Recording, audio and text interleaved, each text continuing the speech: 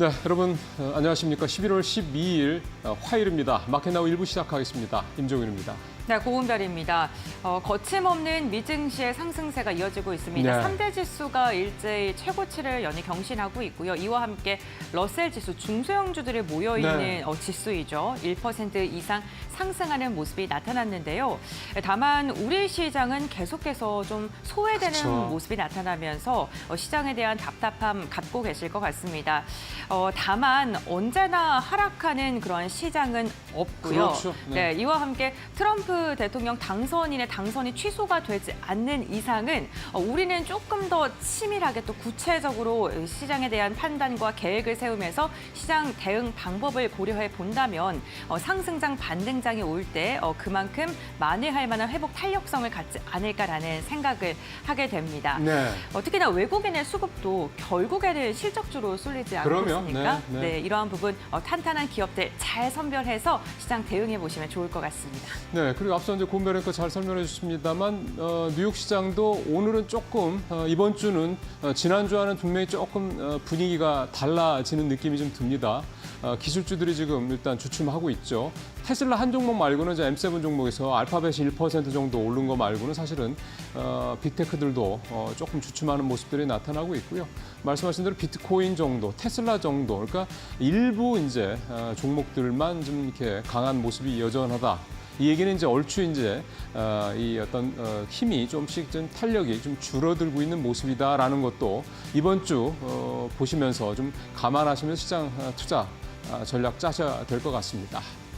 자, 그렇다면 이제 본격적으로 지금부터 마켓나우 1부 시작하도록 하겠습니다. 예, 모닝체크 오늘 순서는 어제 우리 시장에 있었던 얘기를 해봐야 되겠습니다. 유상증자 얘기가 또 나왔는데 이게 사실 참 유상증자는 요즘 같은 장에서 더 시장에서 해당 종목에는 악재로서 작용을 할 수밖에 없습니다. 워낙에 투자 심리가 좋지 않기 때문인데요.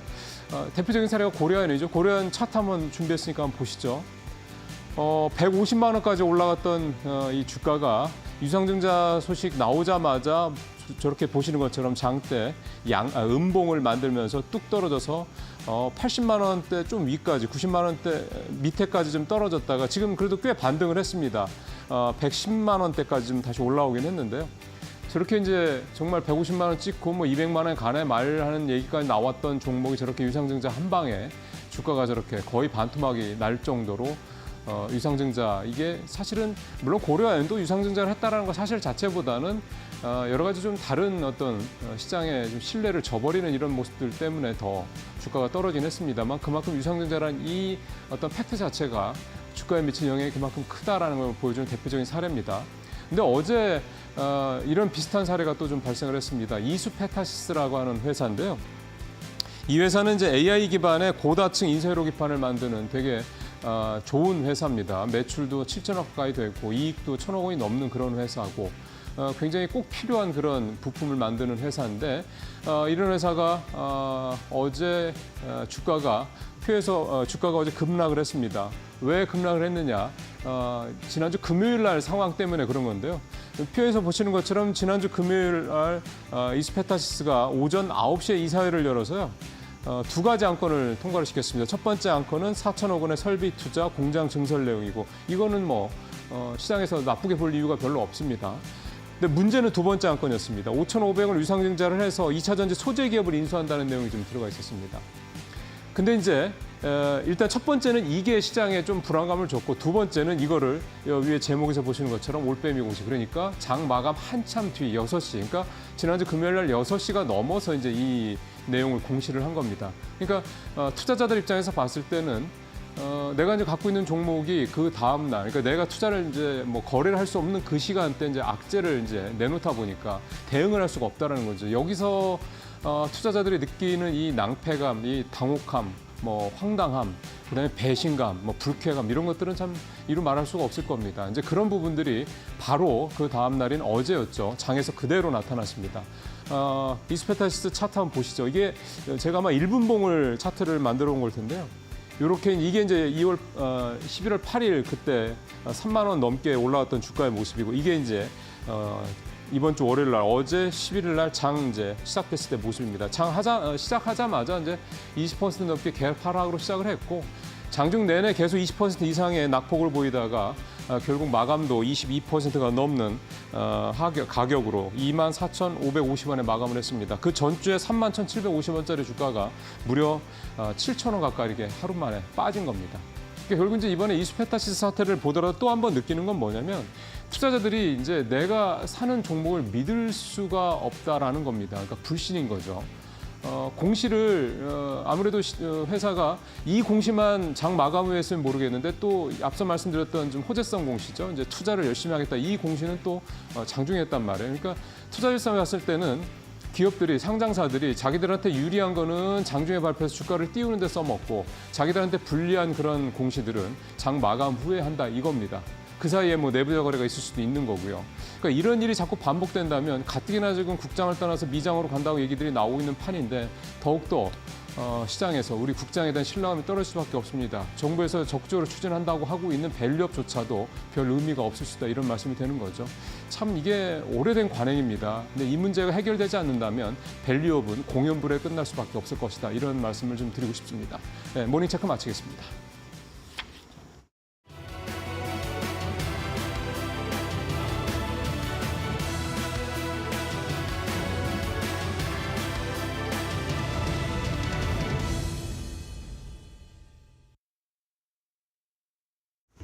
간밤 뉴욕 시장 함께 점검을 해보고 오늘 개장하기 전 우리는 어떤 부분에 사인과 시그널들을 포착해보면 좋을지 짧게 확인을 해보도록 하겠습니다. 일단 밤사이 뉴욕 증시는 다시 한번 3대 지수가 일제히 상승한 채 마무리를 지었죠. 다우지수 44,200선까지 올라왔고요. S&P 500도 다시 한번 6,000선 이상에서 종가를 형성을 해줬습니다. 이날장에서도 종목별로 놓고 봤을 때는 이 트럼프 트레이드가 여전히 유효했던 장이었고요. 테슬라가 어제 이어서 오늘도 8% 급등 흐름을 보인 채 추가 상승을 만들어냈습니다. 오늘 9% 가까이 올라오면서 지난 일주일 동안 거의 40% 가까운 상승 흐름을 보여주고 있는 상황이고요. 그런 가운데 애플과 엔비디아는 모두 1% 넘는 하락을 보였는데 특히 반도체, 필라델피아 반도체 지수가 장중에 3.5%까지 하락하는 모습이 나오기도 했습니다. 장 후반 들어서는 어느 정도 만회를 해주면서 마이너스 2.5% 선까지 올라왔지만 이 대중 무역 갈등과 관련해서 반도체 리스크가 계속해서 커질 수 있다는 우려감과 함께 반도체 관련주들 이틀 연속으로 주가 조정이 나오고 있는 모습입니다. 그리고 이 중국 쪽의 경기 부양책에 대한 실망감이 그대로 유가에 계속해서 반영이 되고 있습니다. 어제 이어서 오늘도 3% 넘는 하락을 보이기도 했고요. 그런 가운데 홀로 독주하고 있는 테슬라와 관련해서는 긍정적인 월가의 목표가들이 계속 나오고 있습니다. 간밤에는 댄 아이브스가 목표 주가를 개당 가격 $400까지 올려 세웠고요. 동시에 비트코인도 오늘 새벽 시간 기준으로는 88,000달러를 돌파하면서 역사적 신고가 랠리를 계속해서 펼쳐가고 있습니다. 이러한 시장 상황에서 현재 모건 스탠리는 선거 이후에 이미 증시가 많이 올라와 있기 때문에 차익 실현 매물과 관련된 리스크는 나올 수 있다라는 부분 언급을 했고요. 그럼에도 불구하고 이번 주 수목금 발표되는 인플레이션 경제 지표들을 확인을 하면서 상승 여부가 이어질지를 주목해보자 코멘트를 남기기도 했습니다. 그렇다면 오늘 국내 증시 개장 전 우리가 다시 한번 점검해볼 부분은 어떤 게 있을까요? 저는 암호화폐 관련주들 오늘도 함께 주목을 해봐야 된다 생각이 듭니다. 비트코인이 매일에서 신고가 경신을 이어가면서 이제 비트코인에 몰린 사람은 아무도 없습니다. 모두가 수익권에 들어와 있는 상황에서 오늘 새벽 기준으로는 88,000달러까지 다시 한번 추가 상승을 만들어낸 채 일주일 동안 30%가 가까운 상승 흐름을 보여주고 있는데 어제 거래대금만 놓고 봤을 때도 이 국내 원화 5대 거래소의 거래량이 국내 코스피, 코스닥의 거래 대금보다 훨씬 더 많은 모습을 확인을 해볼 수가 있었습니다. 이미 많이 고점까지 올라와 있고 국내에서도 거래량이 이미 국장의 거래 대금을 넘긴 상황이지만 그럼에도 불구하고 비트코인의 추가 상승과 관련된 기대감은 계속해서 이어지고 있는데요. 특히 우리나라를 기준으로만 놓고 보더라면 그 가능성은 더욱더 커질 수 있다라는 전망들이 있습니다. 보통 김치 프리미엄이라고 해서 다른 달러 기준의 거래소들보다 국내 원화에서 비트코인을 사는 가격의 변동성을 확인하는 이 인덱스 지수가 있는데요. 이 김치 프리미엄이 현재 기준으로는 마이너스 1% 정도를 기록하고 있는데 보통 비트코인이 상승하는 시기 한마디로 불장에 진입하게 되면 10%가 넘는 이 차이를 보이곤 했습니다. 한마디로 올해 3월에도 비트코인이 역사적 신고점을 경신했을 때도 해외보다 1,000만 원가량 더 비싼 가격에 국내 원화 가격에 거래가 됐었고요. 그전 직전 불장이었던 21년도도 김치 프리미엄이 20%가 넘어서기도 했었죠. 그런 가운데 현재 시점에서 아직도 국내장에서는 김치 프리미엄이 아닌 역프리미엄 현상이 나오면서 원화 기준으로는 추가적으로 올라갈 수 있는 룸이 남아있다라는 평가들이 많이 나오고 있고요. 아직 원화 기준으로는 아직까지 과열 구간에 진입한 것은 아니다라는 평가가 계속해서 나오고 있습니다. 이렇게 글로벌과 다르게 국내에서 비트코인의 가격이 약간은 부진한 이유 어떤 것들이 있을지 확인을 해보면 일단 국내에는 미국과는 다르게 비트코인의 현물 ETF가 없다라는 부분이 기관들의 수요를 위축시키는 부분이 되겠고요. 그리고 국내 암호화폐 시장 자체도 지난 반년 동안의 조정기가 있었던 만큼 이미 암호화폐 시장에 들어왔던 금액들이 미국 시장으로 많이 옮겨진 머니무브 상황이 나왔다라는 겁니다. 올해 업비트 1분기 예치금을 기준으로 놓고 봤을 때 6억 원대 이르던 예치금은 현재 3분기 기준으로 3조 원대까지 내려간 상황이고요. 그리고 국내에서 있는 여러 가지 규제 강화 이런 부분들도 국내 투자자들의 투심을 위축시키는 하나의 기둥으로 자리매김을 하고 있습니다. 그럼에도 불구하고 김치 프리미엄만 놓고 봤을 때 아직까지 국내 증시에서 10%에서 많게까지는 20%까지 추가적으로 상승할 수 있는 여력이 남아 있다라는 면에서 만약 원화 기준으로 추가 상승이 나왔을 때 국내 가상자산 거래소 관련주들 혹은 암호화폐 관련주들의 추가 상승도 우리가 함께 예비를 해보시는 게 좋을 것 같습니다. 지금까지 함께 증시 상황 확인해봤습니다.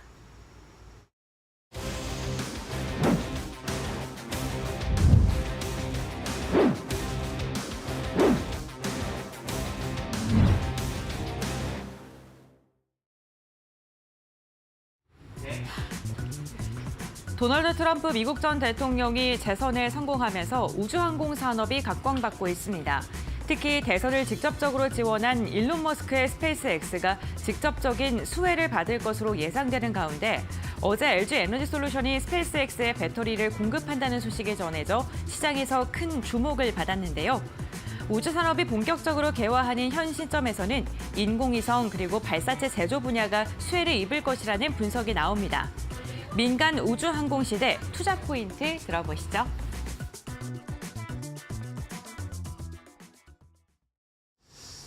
네, 이슈레다 시작을 해보겠습니다.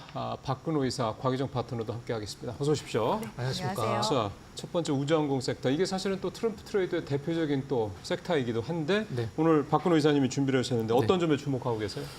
일단 새벽에 축하할 일이 좀 하나 있었죠. 무궁화 위성이 이제 스페이스X에 실려서 발사가 됐는데 그래요? 발사 성공해서 이제 제대로 안정적으로 안착을 했다라는 소식이 이제 새벽에 좀 전해졌고요. 네. 지금 시장을 움직이는 원동력이라고 한다라고 하면 사실 인물을 딱 한 명밖에 꼽을 수 없을 것 같아요. 이제 그분이라고 이제 표현을 하고 싶은데 예. 네, 일론 머스크 관련돼서 이제 뭐 전기차, 그다음에 뭐 어떤 그 위성, 그다음에 뭐 여러 가지 로봇 관련된 섹터, 로봇은 아직은 움직이고 있지는 않죠. 섹터들이 움직일 가능성이 있긴 하고 이런 것들과 관련해서 이제 지금 저궤도 위성과 관련돼서 지금 전 세계 국가별로 그다음에 예. 기업별로 굉장히 선점하기 위해서 물론 먼저 치고 나가는 기업이 있긴 합니다만은 아직은 뭐 그 누가 이제 승자라고 얘기하기 힘들 정도로 초기이기 때문에 이런 관련된 기업들을 미리 좀 알아두고 일단 뭐 선점한다는 느낌으로 보시면 될 것 같아서 이슈를 이제 저궤도 위성통신으로 한번 좀 꼽아봤습니다. 예. 자, 저궤도 위성통신을 지금 이게 가져왔는데 이게 사실은 우리가 조금 우리가 좀 위성을 직접 네. 제작을 하는 수준이 돼 있고, 그렇죠. 네. 그리고 우리가 좀 이제 발사하는 단계까지는 왔는데 아직은 상업화까지는 아직은 좀 네. 아닌 거고 좀 계속 쏘고 있긴 합니다만. 제가 설명을 조금 더 드려볼까요? 네네. 네. 무광화 위성이 발사가 됐을 때 이제 거기 달리는 이제 단어가 있는데 정지궤도 위성이라고 써 있어요. 그렇죠. 정지궤도 위성인데 우리가 볼 때는 정지지만 그 위성은 사실 지구의 자전 속도와 똑같이 움직이고 계속 도는 거죠. 움직이고 그렇죠. 있는 거거든요. 예, 예. 근데 이 저궤도 위성 우리가 이제 그 스타링크라고 하는 스페이스X 스타링크라고 이 저궤도 위성 같은 경우는 그 저궤도기 때문에 지구의 중력의 영향을 많이 받거든요. 그래서 정지궤도 위성처럼 자전 속도가 똑같은 게 아니라 훨씬 지구의 자전 속도보다 훨씬 더 빨리 돌고 있는 상황이거든요. 그래서 그런 것들을 쏘는 신호를 잡아내려고 하면은 굉장히 좀 중요한 안테나 부분적인 그렇죠. 기술이 중요하기 때문에 그런 부분들의 산업도 이제 보시면 될 것 같고요. 예, 예. 일단 누가 하는지부터 잠깐만 설명 좀 드리면은 물론 관련주들 한번 쭉 들어보고 네. 우리 저 고은별 앵커 통해서 그 다음에 이제 우리 이사님이 소개를 해주시는 게 조금 더 이제 시청자분들께서 이해하시기에 좀 알겠습니다. 도움이 될 것 같습니다. 일단 전체적으로 한번 어떤 종목들이 있는지 한번 보죠. 고은별 앵커.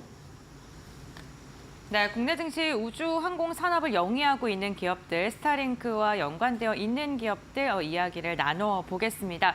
우선 어제 시장만 보게 된다면요. 어제 시장에서는 우주 항공 산업군들 관련된 기업들의 매기세가 유입되는 게 확인이 됐고요. 그 가운데서 스페이스 X와 사업을 영위하고 있거나 아니면 유상증자에 참여한 기업을 중심으로 강한 상승이 나왔습니다. 대표적으로 스페이스 X의 배터리를 납품한다라는 이야기가 들려오면서 LG 에너지 솔루션이 4%가량 상승했고요. 이와 함께 AP 위성 같은 경우에는 3%대, 세트레가이도 1%가량의 오름세가 확인이 됐습니다.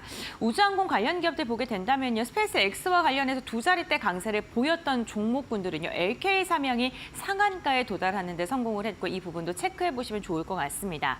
대표적으로 국내에서 우주항공 사업을 영위하고 있는 기업들 한화시스템의 최근 추세가 굉장히 좋죠. 6거래일간 오름세 지속하고 있고 5일 차트를 보게 된다면 한국항공우주와 동일하게 꾸준한 상승 추세 단기적으로 이어가고 있는 상황입니다. 한국항공우주도 외국인과 기관의 매수세가 유입되면서 신고가 돌파 행진 이어가고 있고요. 전일에도 7%가량 오름세 확인되고 있습니다. 대형주들뿐만 아니라 중소형 개별주들의 흐름도 지금 괜찮은 상황이고요. 특히나 LP위성의 상승세가 굉장히 무섭습니다. 최근 흐름을 보게 된다면 상한가를 기록한 뒤에도 꾸준하게 오름세를 이어가고 있고요. 전일에도 3%가량의 상승력이 나타났습니다. 이렇게 우주항공 관련 기업들의 최근 흐름 살펴봤는데요. 그렇다면 이 기업군들 가운데 우리가 더 눈여겨볼 만한 기업은 어떤 게 있을까요? 지금 바로 알아보시죠. 예. 잘 들었습니다. 이제 박근호 이사와 얘기 좀 이어가겠습니다. 앞서 저궤도 위성 통신 관련해서 이제 안테나의 중요성 얘기를 말씀을 이제 잠깐 해주셨는데 안테나가 왜 중요한 겁니까? 일단 우리가 기존의 안테나라고 하면 이제 수신만 하는 역할을 하는 게 안테나라고 보통 부르잖아요. 그렇죠. 근데 이제 예. 저궤도 위성과 관련된 안테나는 서로 교신을 하거든요.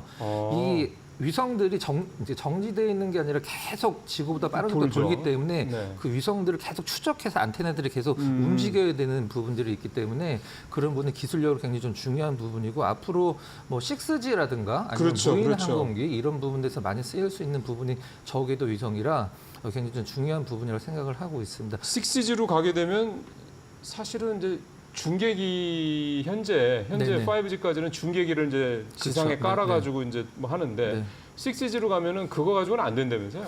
그렇죠. 근데 지금 현재 우리가 보통 스페이스X에는 스타링크를 보면 예. 시장 이제 참여자들 좀 약간 잘못 알고 계신 게 있는데 스페이스 링크가 있으면 제가 휴대폰으로 바로 통신을 할 수 있는 게 아니거든요. 그렇죠. 하나 거쳐야 되거든요. 그렇죠. 우리가 보통 우리가 그 스카이 TV 같은 이제 그 위성을 안테나를 달잖아요. 예. 그런 게 있어야지만 이제 직접 이제 통화를 할 수 있거나 데이터를 쓸 수 있는데 이제 그게 앞으로 이제 직접적으로 할 수 있는 부분까지 기술이 발전할 수 있는 부분들이 있는 거죠. 그러니까 내가 내 핸드폰으로 네. 저궤도에 있는 위성과 직접 연결이 돼서 뭐 네네. 전화도 하고 뭐 영상도 보낼 수 이런 식의 이제 시대가 올 거다. 네. 6G 시대가 되면. 앞으로는 이제 그렇게 뭐 될 수밖에 없다고 생각을 하고 있고요. 근데 관련된 기업들을 한번 좀 어떤 게 살펴보시면 있습니까? 인텔리안 테크를 좀 준비를 했는데요. 네. 뭐 굉장히 좀 잘 아시는 종목이죠. 우리나라에서는 경쟁자가 없고 글로벌적으로도 거의 탑 티어에 있는 종목인데 제가 이제 이미지를 하나 준비해 왔는데 인텔리안 테크의 기술력이 어느 정도 되는지를 한번 좀 설명을 드리기 위해서 네. 관련된 어떤 라이벌 기업들과의 이미지를 좀 준비를 했습니다. 위쪽에는 중요한 안테나가 이제 5개가 나와 있고요. 왼쪽에는 메뉴에 이제 인텔리안 테크, 그 다음에 세 번째 이제 스타링크가 있는데 동그라미가 돼 있는 거는 이제 그 기술력을 갖고 있다는 뜻이고요. 그다음에 X가 돼 있는 거는 뭐 아직까지는 그 기술을 개발하지 못했다는 뜻이 될 것 네. 같습니다. 잠깐 설명 좀 드려볼게요. 왼쪽 맨 위에 VSAT라고 돼 있는 건 이제 베리 스몰이라는 뜻인데 베리 스몰 안테나죠. 네. 지금 현재 인텔리안 테크밖에 기술이 없는 거고요. 그 부분에 밑에 보면 이제 GEO, MEO, ARIO라고 돼 있는데 GEO가 이제 스타링크가 쓰는 실질적으로 그 저궤도 위성, 그 다음에 MEO 같은 경우는 우리가 자동차에서 쓰는 뭐 내비게이션 같은 거죠. ARIO 같은 경우는 이제 군사 위성이라고 보시면 될 것 같고 두 번째 게 가장 중요한데 플랫 패널 같은 게 가장 중요한데 이게 지금 스타링크가 쓰는 그 안테나죠. 기존의 파라볼릭 안테나라고 동그란 안테나에서 저 이제 네모난 걸로 이제 지금 기술이 발전하고 있는데 이 부분에서 인텔리전 테크의 기술력이 가장 중요한 부분을 나타내고 있는 상황이고요. 세 번째 이제 동그란 부분 같은 경우는 이제 GMDD, DSS라고 되어 있는데 해상 조난 시스템과 관련된 부분이 이게 시장이 거의 2조 원이 넘는 시장이거든요. 예. 이 부분도 실질적으로 이제 인텔리전 테크 기술력이 굉장히 좋고요. 네 번째는 그냥 뭐 안테나라고 보시면 될 것 같습니다. 게이트웨이. 다섯 번째는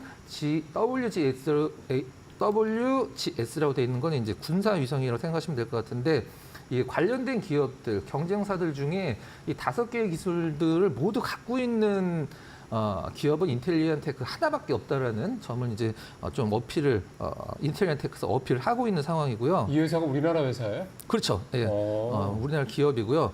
그럼 어떤 기업들이 있냐라고 하면 저궤도 위성 통신에서 지금 가장 앞서 나가고 있는 것은 뭐 여러분들 다 아시겠지만 스타링크가 가장 앞서 그렇죠. 나가고 있고요. 그다음에 영국과 유럽의 연합이라고 할 수 있는 원액과 텔레셋이 이제 합병을 했죠. 이 부분과 관련돼서 인텔리전 테크가 가장 중요한 기업이라고 생각하시면 될 것 같습니다. 아마존도 몇 년 전까지만 하더라도 이 저궤도 위성과 관련돼서 굉장히 피력을 좀 했었는데 최근에는 좀 약간 별다른 어떤 뉴스나 기사들이 업데이트가 없는 걸로 봐서 약간 좀 숨을 죽이고 있는 상황을 보시면 될 것 같아요.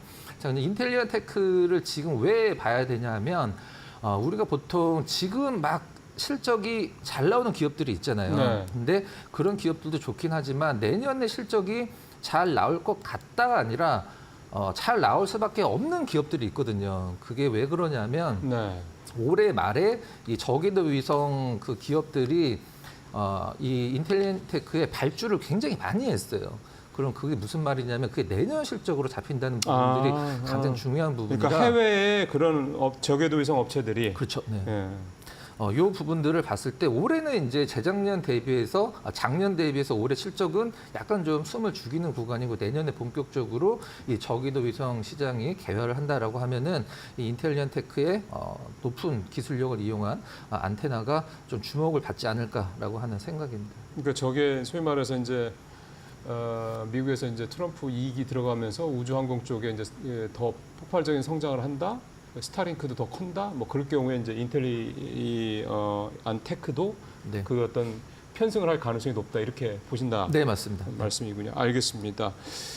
자, 지금 인텔리전 테크 사실 이렇게 5가지 중에서 그 기술을 다 갖고 있는 데는 이 회사가 유일한데 이게 우리나라 회사라는 게 참 되게 놀랍고 자랑스럽네요. 자, 그렇다면 이제 곽유정 파트너는 이제 항공우주 쪽 관련해서 이제 어떤 기업을 좀 생각하십니까? 네, 저는 한국항공우주를 가지고 왔는데요. 지난 8, 9월 달에도 제가 한 번씩 리뷰를 좀 도와드렸었던 종목이긴 한데 그때 당시에는 이제 방산 종목들이 다 올라갈 때 한국항공우주가 왜 박스권에 갇힐 수밖에 없었는지에 대해서 제가 초점을 맞춰서 브리핑을 도와드렸던 것 같아요. 아무래도 전투기를 만드는 또 기업이다 보니까 전투기를 만드는 기업들은 사실 뭐 미국이나 서양권에서 더 잘 만들긴 하거든요. 그래서 그런 점에 있어서 경쟁력이 좀 부족할 수 있다라는 부분들을 꼬집어서 말씀을 드렸었는데 그럼에도 불구하고 이 한국항공우주의 모멘텀을 계속 좀 찾아갈 필요성은 있다라고 말씀을 드렸습니다. 그런데 딱 지금 또 트럼프 트레이드와 딱 맞물리면서 우주항공 섹터가 지금 부각을 받고 있는 중이거든요.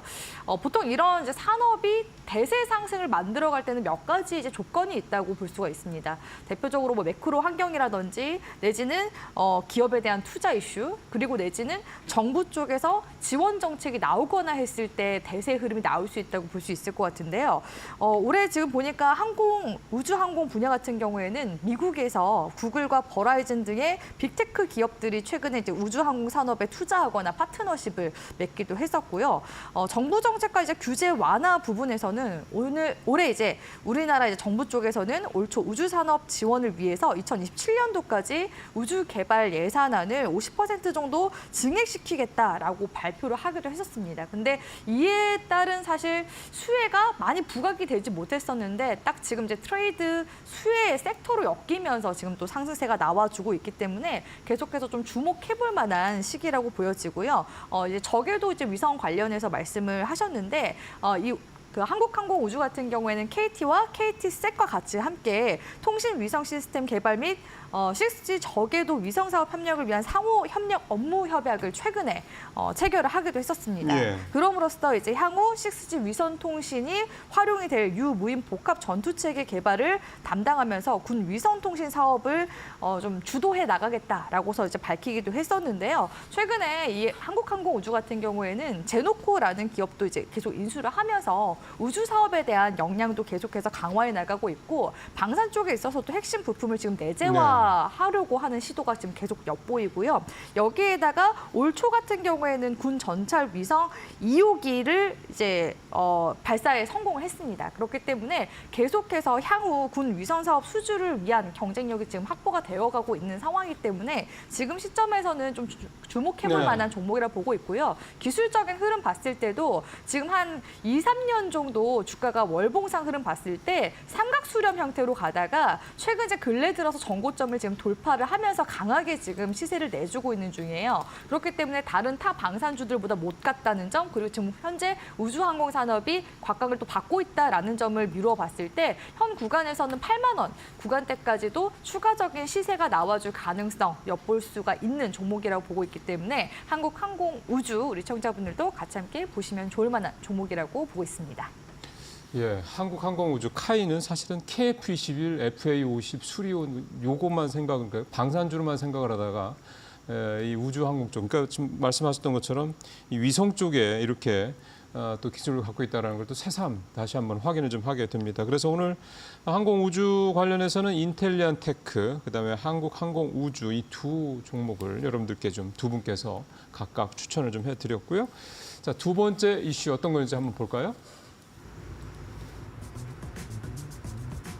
트럼프 당선인이 친화적인 정책을 예고한 가상화폐가 끝을 모르는 질주를 하고 있습니다. 비트코인은 규제 완화에 대한 기대감으로 8만 8천 달러, 우리 돈 1억 2천만 원을 돌파했는데요. 가상화폐 친화적인 공화당이 미국 상하원을 장악하면서 비트코인이 미국의 전략 자산으로 비출될 가능성도 더 높아졌습니다. 국내 가상화폐 관련주들도 이와 같은 상승을 이어갈까요? 지금부터 알아보시죠.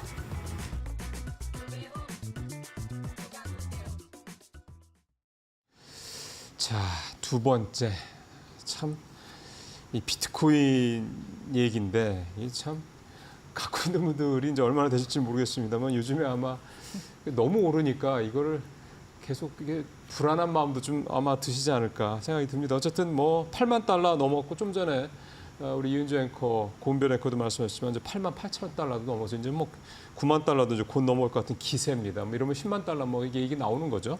자, 오늘 이 비트코인을 이제 주제를 선정을 하신 곽유정 파트너 얘기를 좀 들어보겠습니다. 자, 계속 달리는 건가요?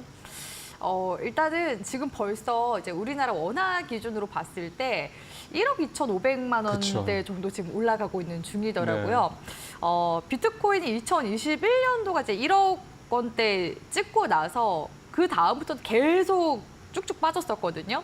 최근에는 비트코인이 아무래도 대장주로서 이렇게 상승세가 급격하게 나오다 보니까 알트코인도 지금 시세가 나오고 있는 중이라서 기존에 이제 비트코인에 이제 2021년도 물려 계신 이제 분들 있잖아요. 알트코인 등등 물려 계신 분들이 몇 년 만에 그 비트코인 쪽 이제 그 거래소 계좌를 열었더니 지금 손실률이 지금 많이 줄어들어 있다. 이렇게 얘기하시는 분들이 많이 계시더라고요. 네. 그리고 이제 뭐 온라인 커뮤니티 봐서도 막 삼성전자 팔고 나면 이제 비트코인은 넘어간다. 이런 이제 인증샷들도 속속들이 지금 올라오고 있다고 하니까 과거에는 사실 시장에 대한 부분이 한정적이잖아요. 주식시장 이런 이제 부분들이 좀 자산시장에서 가장 많이 좀 버프를 받았었는데 미대선이 지금 계속 좀 뭐랄까요? 그런 반영이 되는 자산시장이 많이 바뀌는 것 같아요. 최근 들어서는.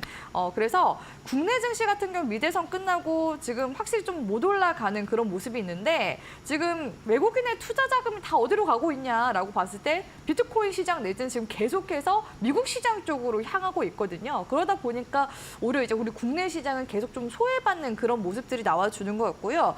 국내 가상자산 거래소의 총 1거래 대금을 보니까 20조까지 최근에 이제 육박했다라는 이야기가 나오더라고요. 3년 예. 만에 처음인 수치라고 하는데 거래소들도 마찬가지라고 합니다. 미 대선 전까지만 해도 점유율에 있어서는 업비트나 빗썸이 사실 비등비등했었거든요. 근데 지금 비트코인 거래량이 폭증하고 나서 다시 이제 업비트가 70%대까지 지금 시장 점유율이 확 올라왔어요. 그렇게 된다면 우리 뭐 국내에서는 이 업비트의 뭐 지분을 가지고 있는 모회사에 또 지분을 가지고 있는 그런 기업들이 당연히 수혜를 받을 수밖에 없는 부분이고 지금 이제 도지코인 같은 경우에도 계속 좀 부각을 받고 있는 중이거든요. 왜냐면은 지금 테슬라 CEO가 기존에도 계속 도지코인을 적극적으로 이제 띄우기에 한번 이제 동참을 했었기 때문에 도지코인뿐만 아니라 도지코인에서 또 파생되는 자매 코인이라고 볼 수 있는 시바 이누 코인 역시도 같이 함께 동반해서 지금 폭등세가 나오고 있습니다. 계속해서 그 비트코인 관련된 이슈가 뭐 비슷하게 나오고 있어요. 트럼프 이제 당선인이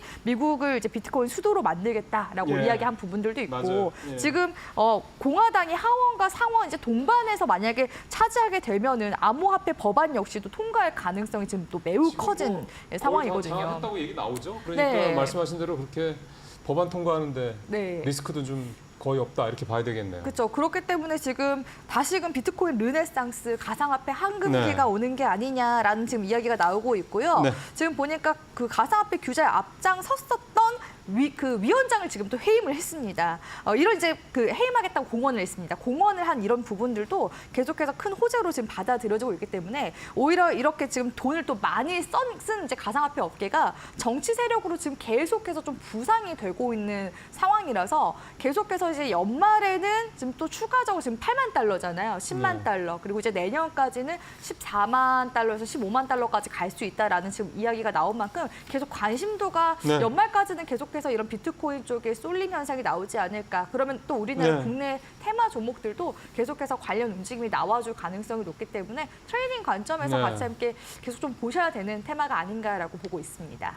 일단은 본인이 비트코인을 갖고 있으니까요. 또 알트코인도 갖고 있고 이런 부분들이 참 시장에서는 무시 못할 그런 재료가 아닌가 싶은 생각이 듭니다. 자, 뭐 저희가 여기서 비트코인 직접 뭐 저희가 뭐 거래하거나 뭐 이런 거는 아니기 때문에 이제 비트코인 관련주를 찾아봐야 되겠죠. 어떤 종목들이 있는지 우리 고은별 앵커가 정리를 쭉 해주실 겁니다.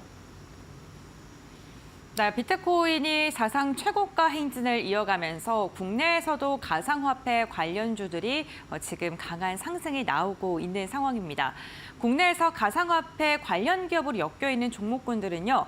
가상화폐 거래소를 운영하는 기업들의 지분을 갖고 있는 기업군들이 있을 것 같습니다. 대표적으로 국내에서 가상화폐를 거래할 수 있는 거래소 업비트 그리고 빗썸이 있을 것 같은데요. 업비트를 운영하는 두나무의 지분을 보유하고 있는 게 우리기술투자와 한화투자증권입니다. 우리기술투자가 7%가량 보유하고 있고요. 한화가 6%가량 보유하고 있고요. 주가 역시나 이에 반응을 하면서 지금 고공행진을 하고 있는 상황이고요. 투자 주의 지금 설정이 되어 있는 종목군들도 있습니다. 이와 함께 빗썸을 운영 중인 빗썸코리아와 협업을 하거나 빗썸코리아와 함께 지분 투자를 하고 있는 대표적인 기업이 T사이언티픽이고요. 전일에도 9%가량의 강세가 나왔습니다. 이 T사이언티픽의 또 지분을 갖고 있는 게 위지트고요. 위지트가 10%가량의 두 자릿대 오름폭이 나오면서 비트코인 관련 기업들 전반적으로 매기세가 유입되고 있고요.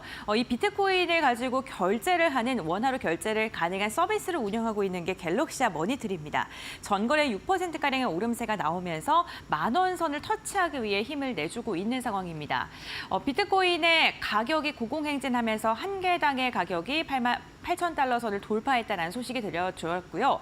시가총액을 기준으로 했을 때도 국내 증시의 시가총액을 넘어선 상황입니다. 그만큼 시장에서 가상화폐에 대한 기대감이 큰 상황에서 이를 거래하는 거래소와 연관되어 있는 기업군들에 대해서도 기대감이 커질 것 같은데요.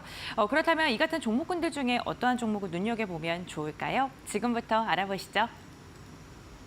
자, 이제 비트코인이 계속 올라간다고 하니 어떤 관련주들을 우리가 좀 봐야 될지 이제 범위를 좀 좁혀 보겠습니다. 곽유정 파트너는 어떤 종목을 생각하고 계세요? 네, 제가 지난주도 한번 브리핑 도와드렸고 우리기술투자를 가지고 왔었기 때문에 그렇죠. 그때 그랬죠. 네, 그리고 오늘은 이제 단기 과열 종목 이제 풀리면서 거래가 되거든요. 그렇기 때문에 우리 투자가. 네네네. 뭐 비슷한 또 계열인 하나투자증권 가지고 왔습니다. 하나투자증권이 그러니까 뭘 갖고 있는 거예요? 그 업비트의 모회사 두나무의 지분을 한 5% 정도 가지고 있어서 많이 관련해서 갖고 있네요. 엮여 있다고 볼 수 있을 것 같은데요. 네. 우리기술투자는 한 7% 그리고 두나무 지금 이제 지분을 하나투자증권 5% 가지고 있으니까 사실 지분 차이는 그렇게 많이 나진 않습니다. 하지만 관련해서 테마로 사실 엮일 가능성 이런 부분들을 엿보는 게 좋을 것 같고요. 최근에 주가 좋네요, 하나투자증권. 네, 이 하나투자증권 같은 경우에는 2021년도 2월 달에 퀄컴으로부터 두나무 지분을 한 206만 주 정도 취득을 했습니다. 그런데 2022년도 이제 테라, 루나 사태가 있었잖아요. 그렇죠. 그때부터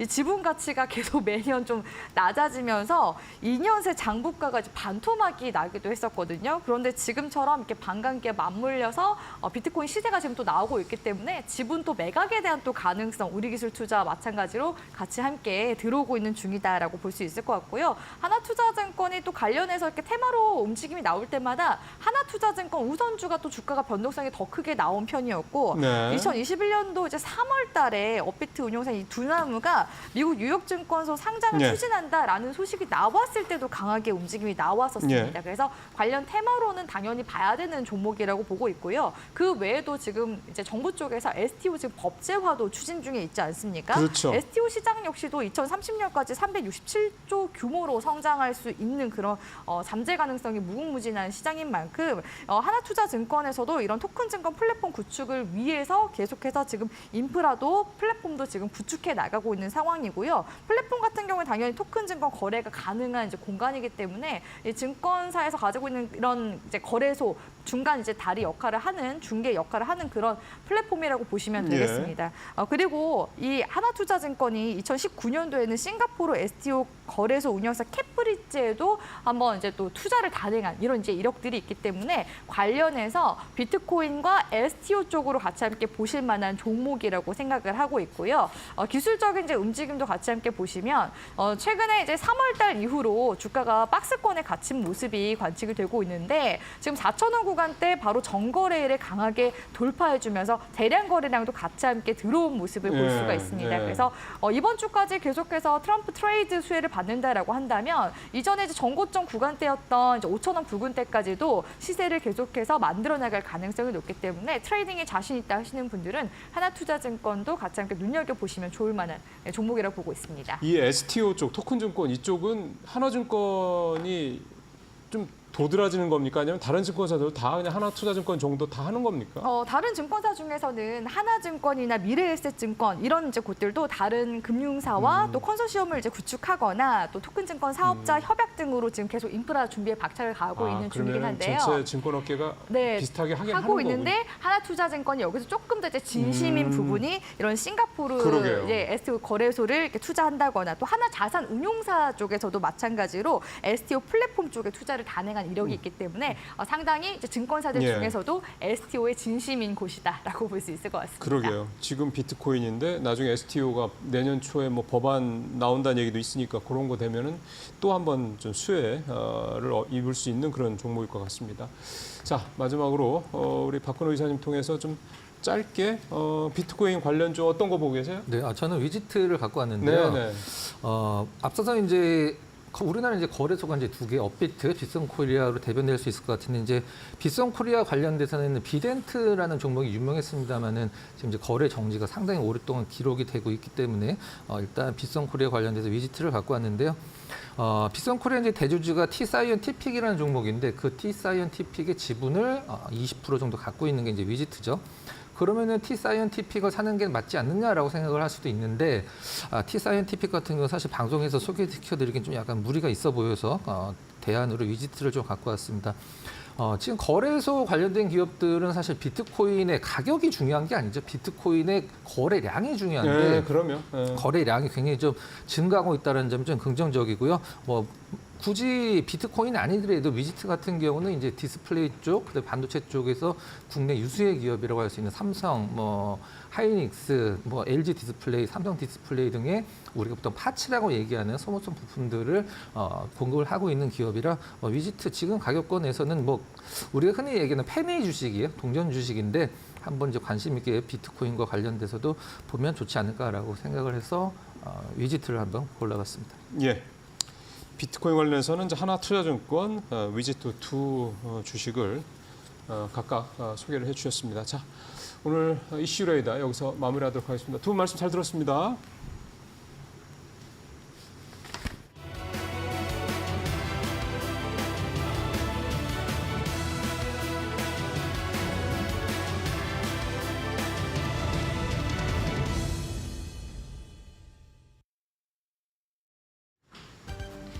네, 마켓 리포트에서 전해드리겠습니다. 이 시각 종목 두 가지 오늘도 확인해 볼 텐데요. 한국투자증권에서 발간한 리포트에서는 네이버를 다루고 있었고요. 제목에 구체적으로 제시한 AI 활용 방안이라고 적었습니다. 해당 애널리스트가 단24 컨퍼런스에 첫날 참석한 이후로 그 후기를 남기는 형식의 리포트가 발간이 된 건데요. 어제부터 오늘까지 네이버는 단24 컨퍼런스를 개최하고 있습니다. 여기에서는 네이버가 향후 여러 가지 사업 부문, 즉 검색이나 광고, 커머스, 그리고 지도 같은 사업 서비스에서 생성형 AI를 어떻게 결합해 발전해 나갈 것인지 그 성장 전망과 비전을 발표하는 컨퍼런스였습니다. 후기를 전하는 리포트였기 때문에 따로 목표 주가와 투자 의견에 조정은 없었고요. 목표 주가 22만 원, 투자 의견도 매수, 기존 수준을 유지했네요. 다음 장에서 더 컨퍼런스 내용을 자세히 확인해 보겠습니다. 일단 총 3가지 사업 부문에서 생성형 AI로 접근해 볼 수가 있겠습니다. 첫 번째는 네이버의 원초적 서비스인 검색이죠. 기존의 검색 키워드뿐 아니라 롱테일 쿼리, 즉 긴 문장으로 검색어를 입력해도 생성형 AI가 정확히 필요한 정보를 찾아준다는 겁니다. 일단은 정보의 요약은 당연하고요. 출처의 제시, 그리고 기존의 글 형태뿐 아니라 이미지나 동영상 같은 다양한 형태로 검색 결과를 보여주겠다는 겁니다. 두 번째는 콘텐츠 서비스 부문입니다. 지금 벌써 네이버는 이미 홈피드를 통해서 사용자의 관심 콘텐츠를 추천으로 올려주고 있는데요. 이 부분 역시 마찬가지로 생성형 AI를 도입해서 조금 더 세부적인 관심사, 초개인화된 관심사를 띄워주겠다는 겁니다. 세 번째로 가장 눈에 띄었던 부분이 쇼핑입니다. 네이버는 이 신규 서비스인 네이버 플러스 스토어를 런칭하는데 네이버 내부가 아니라 신규 애플리케이션으로 런칭합니다. 여기에서도 생성형 AI로 초개인화된 맞춤 쇼핑 정보를 띄워주는 것은 당연하고요. 여기에 더해서 배송 서비스도 상당히 눈에 띄었는데요. 세분화하겠다는 전략이었습니다. 지금 배송, 즉 3시간 이내에 배송해주는 것, 새벽 배송, 오전 7시 전에 배송해주는 것, 그리고 오늘 배송과 내일 배송까지 세분화 전략을 가지고 왔습니다. 사실 현재 구간에서 광고 시장의 분위기는 상당히 좋지 않습니다. 키워드가 저성장이니까요. 또 광고뿐 아니라 이커머스 시장도 일제히 한 자릿수 성장률로 부진한 흐름을 나타내고 있죠. 하지만 네이버가 이번 3분기에 시장 성장률을 웃도는 실적을 내놨습니다.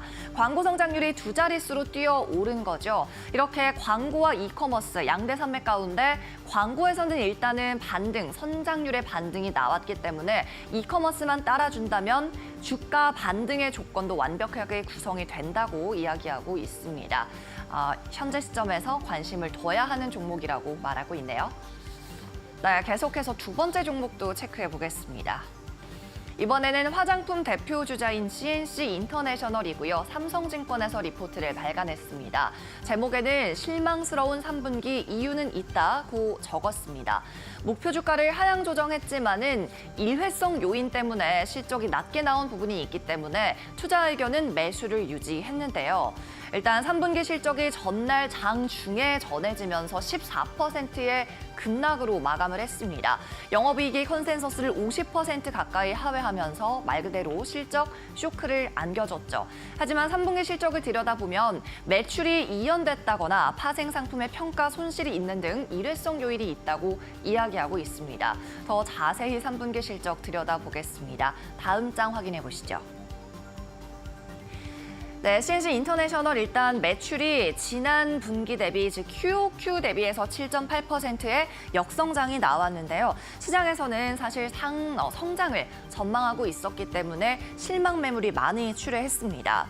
제품군별로 보면 주력 제품인 릭 제품에서 매출이 많이 감소했고요. 또 고객군별로 보면 국내 고객의 매출이 줄어든 모습입니다. 영업이익률도 쇼크였습니다. 9.6%를 기록하면서 굉장히 많이 낮아졌죠. 경쟁사 ODM사 대비해서도 오히려 낮아지면서 역전되는 현상을 보였습니다. 전날 주가의 하락은 하지만 과도했다면서 이 실적에 일회성 요인이 있기 때문이라고 이야기하고 있습니다. 영업적으로 보면 일부 매출액이 4분기로 이연됐고 이 부분을 감안했을 때 영업이익률은 13%가 적당하다라고 보고 있고요. 영업 외적으로는 파생 상품 평가 손실이 주가 하락 때문에 나타나면서 62억 원의 마이너스가 있었다고 이야기하고 있습니다. 2025년에는 해외 직수출향 고객 수주 물량도 많이 확보가 되어 있고요. 또 장점이라고 할 수 있는 것은 소수의 상위 고객사에 대한 의존도가 낮아져 있는 상태라고 이야기하고 있네요. 네, 지금까지 마켓 리포트에서 전해드렸습니다.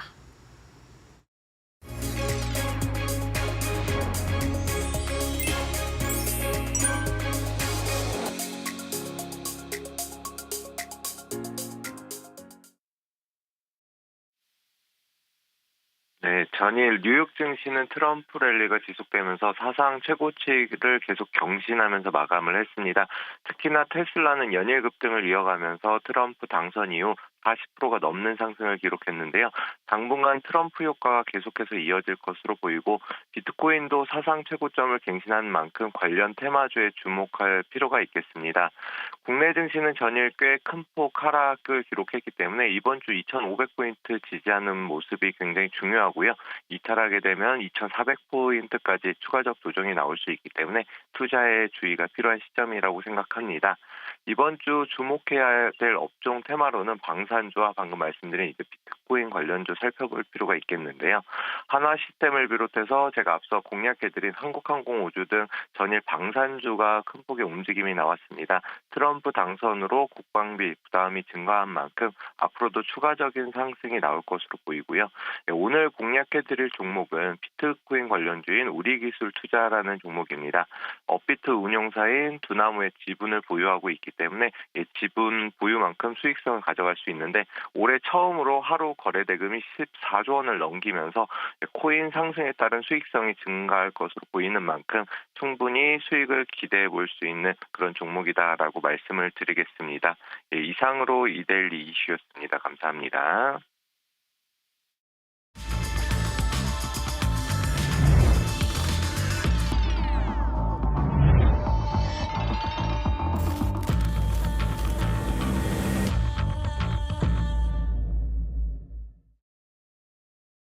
자, 8시 49분 이제 마켓 스탠바이 시간으로 들어가도록 하겠습니다. 자, 오늘도 두 분의 전문가분들 모셨습니다. 오늘은 오현진 루체인베스트 팀장하고 그다음에 늘 저자랑 함께 하시죠. 우리 신일섭 전문위원 함께 하시겠습니다. 고은별 앵커까지 4시 같이 또 진행하겠습니다. 어서 오십시오. 예, 오늘 뉴욕 시장 일단 3대 지수 모두 오르긴 했는데 조금 이제 조금 주춤하는 모습 보여지고 있고요. 기술주들 중심으로 좀 그랬죠. 테슬라만 오늘 나홀로 그냥 독야청청하는 그런 모습을 좀 보여서 뉴욕 시장이 이제 대선 이후에 이런 강력한 트럼프 트레이드 이 어떤 흐름이 조금 이제 이번 주 들어서는 조금 영향이 좀 줄어드는 모습이 나타나고 있다. 약발이 조금 약해지고 있다라는 느낌도 좀 듭니다. 자, 이제 오늘 이런 상황에서 이제 우리 시장 오늘 어떻게 또 갈지 한번 살펴보도록 하겠습니다. 먼저 오현준 팀장께서 탑3 어떻게 좀 오늘은 준비하셨습니까? 네, 벌써 이제 11월도 중순을 향해 갑니다. 연말이기 때문에 또 배당주에 대한 관심이 좀 필요한 시기가 아닐까 이렇게 판단하는데, 일단 펀드 자금의 흐름을 보시면 배당주 펀드에 최근 1개월간 한 3천억 정도 자금이 유입된 모습이 확인되고 있습니다. 외국인도 국내 시장에서 수급이 안 좋지만 금융이라든지 통신을 비롯한 배당주는 또 매수해 주는 그런 모습들 나타나고 있거든요. 그래서 연말까지 배당주가 시장을 좀 아웃퍼폼하는 흐름을 보여줄 가능성이 있기 때문에 배당주에 대한 관심 좀 필요하지 않을까 싶고, 어찌되었던 간에 이제 밸류업 정책이 시행이 되고 있습니다. 그래서 기업의 배당 기조는 계속해서 확대 중이고, 올해 같은 경우 이제 역대 최대 수준의 배당 수익률을 코스피 200 평균적으로 기록할 것으로 예상이 되고 있거든요. 그래서 고배당주에 대한 관심이 지속적으로 좀 필요한 시기가 아닐까 그렇게 판단하고 있습니다. 통신주 중에서는 이제 KT가 좀 강하기 때문에 상대적으로 못 갔었던 SK텔레콤이나 LG U+, 이 정도로 보시면 배당주 전략 괜찮을 것 같고요. 다음은 엔터주입니다. 최근에 반등 중인 엔터주의 내년 실적 기대감이 확대되고 있습니다. 현재 개별 활동 중인 블랙핑크 같은 경우 내년에 완전체 컴백을 앞두고 있고요. BTS도 이제 전역을 하고 있죠. 완전체도 내년부터 활동이 재개가 됩니다. 그래서 인지도 높은 아티스트 중심의 월드 투어도 확대될 것으로 전망이 되고 있고요. 또 얼마 전에 시행됐던 중국의 무비자 정책 시행도 한중간의 문화 교류 활성화에 어느 정도 도움을 줄 것으로 보여주고 있습니다. 엔터주의 추가 반등에 조금 더 무게를 둘 수 있을 것 같고요. 역시 엔터주 4사 중에서는 기술적으로 JYP 엔터가 가장 못 올라온 위치에 있기 때문에 부담 없이 접근할 수 있는 위치다라고 생각을 합니다.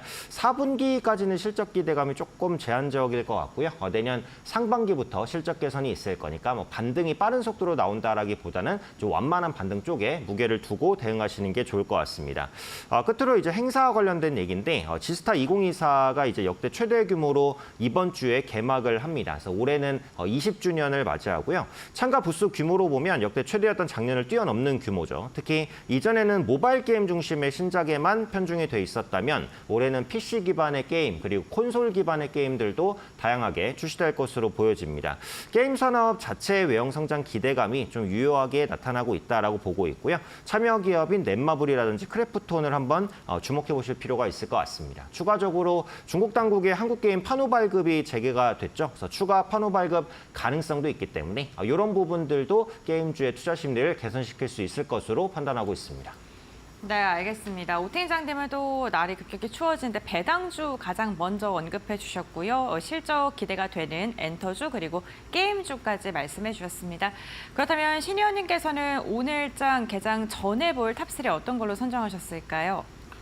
네, 알테오젠발 K바이오 기술 의료기기 수출주의 대박 행진입니다. 지금 알테오젠이 결국 ADC 치료제 쪽까지 결국 그 손을 대기 시작하면서 지금 점점 다시 넓어지고 있는데요. 펩트론, ABL 바이오, 리가켄 바이오, 그 다음에 바이오다인 같은 의료기기 수출업체.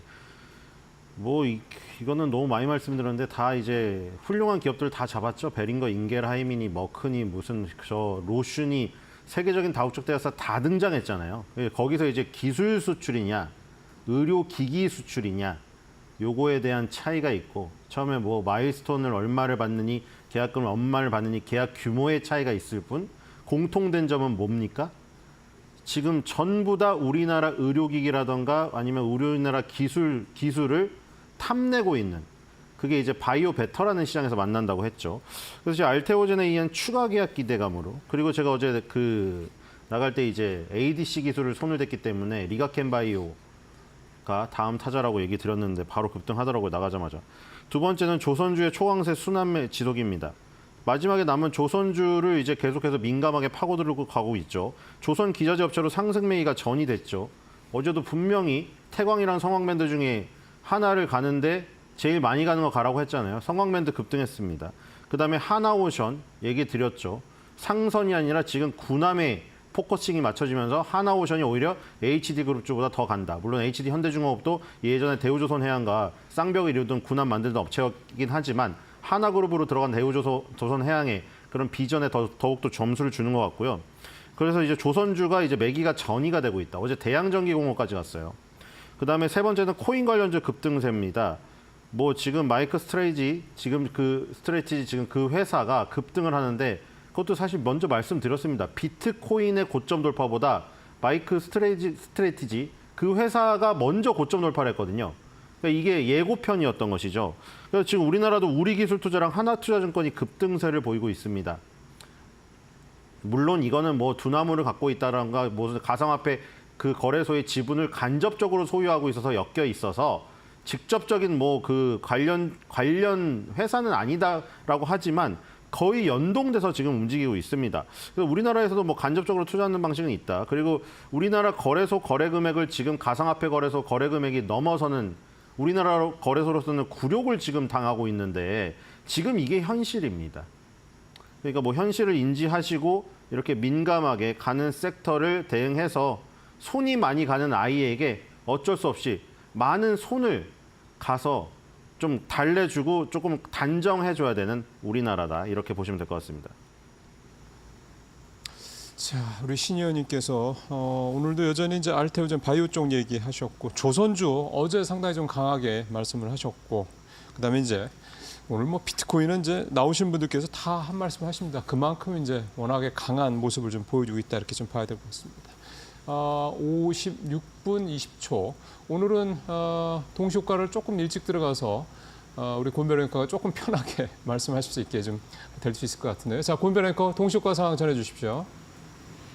네, 11월 10일 화요일장 국내 증시 이제 출발을 앞두고 있는 상황입니다. 예상 체결 지수와 함께 확인을 해볼 텐데요.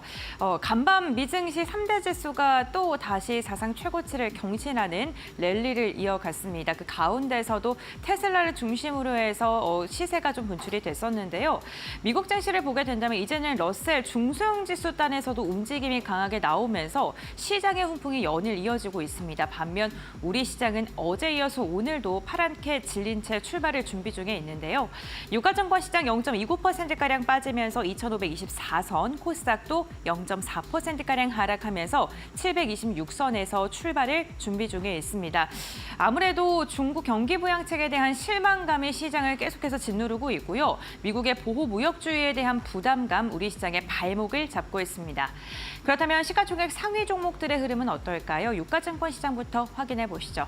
1위부터 5위권 살펴보겠습니다. 삼성전자가 오늘은 55,000원 선도 내어준 채 출발을 할 것으로 보입니다. 0.5%가량 빠지면서 54,700원대에서 출발을 준비 중인데요. 삼성전자 마이크로소프트와 메타의 커스텀 HBM4를 개발한다라는 소식이 전해졌습니다. 과연 엔비디아의 밸류 체인을 극복할 만한 그런 시너지를 낼 수 있을지 좀 기대를 해볼 텐데요. 아직은 주가에서는 K-칩스법에 대한 부담감이 시장을 누르고 있고 삼성전자의 매도세로 이어지고 있는 것으로 보이고요. SK하이닉스는 보합권 출발 준비 중입니다. LG에너지솔루션 스페이스X의 배터리를 공급한다는 소식에 어제 4%가량의 상승력이 나타났었는데 오늘도 견조한 흐름 이어가고요. 삼성바이오로직스는 오늘 100만 원 선에서 등락을 거듭할 것으로 보입니다. 현대차 같은 경우는 어제에서 오늘도 1% 이상 상승 출발 준비 중에 있습니다. 다음은 6위부터 10위권 함께 살펴보시죠. 네, 기아 같은 경우 현대차와는 반대로 하락으로 출발을 준비 중에 있고요. 셀트리온, 제약바이오 관련 기업도 오늘 그다지 흐름이 좋지 않아 보입니다. 1% 이상 빠진 채 출발을 준비 중에 있습니다. 금융 관련된 기업들 어제여서 오늘도 한 걸음 쉬어갈 것으로 보이는데요.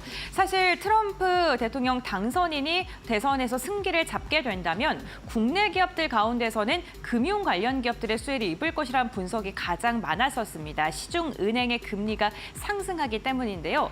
다만 대선에서 이제 당선이 된 이후에는 오히려 금융주들이 좀 힘이 빠진 모습 연일 나타나고 있습니다. 다음은 코스닥 시가총액 상위 종목군들도 함께 살펴보시죠. 네, 1위부터 5위권입니다. 오늘 2차 전지 기업들 흐름 괜찮습니다. 에코프로 그룹주들 일제히 상승 출발 준비 중에 있고요. HLB는 하락 출발, 그리고 리가켄바이오는 오늘 0.3% 상승 출발. 제약바이오 섹터 내에서도 엇갈린 출발 준비 중이고요.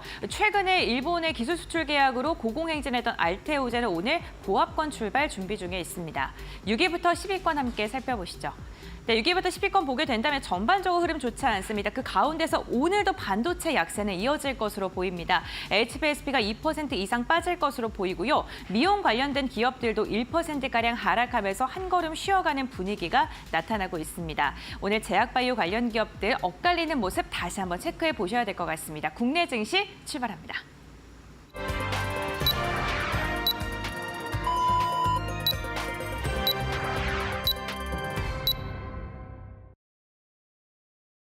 네, 11월 12일 화요일 우리 시장 문을 열었습니다.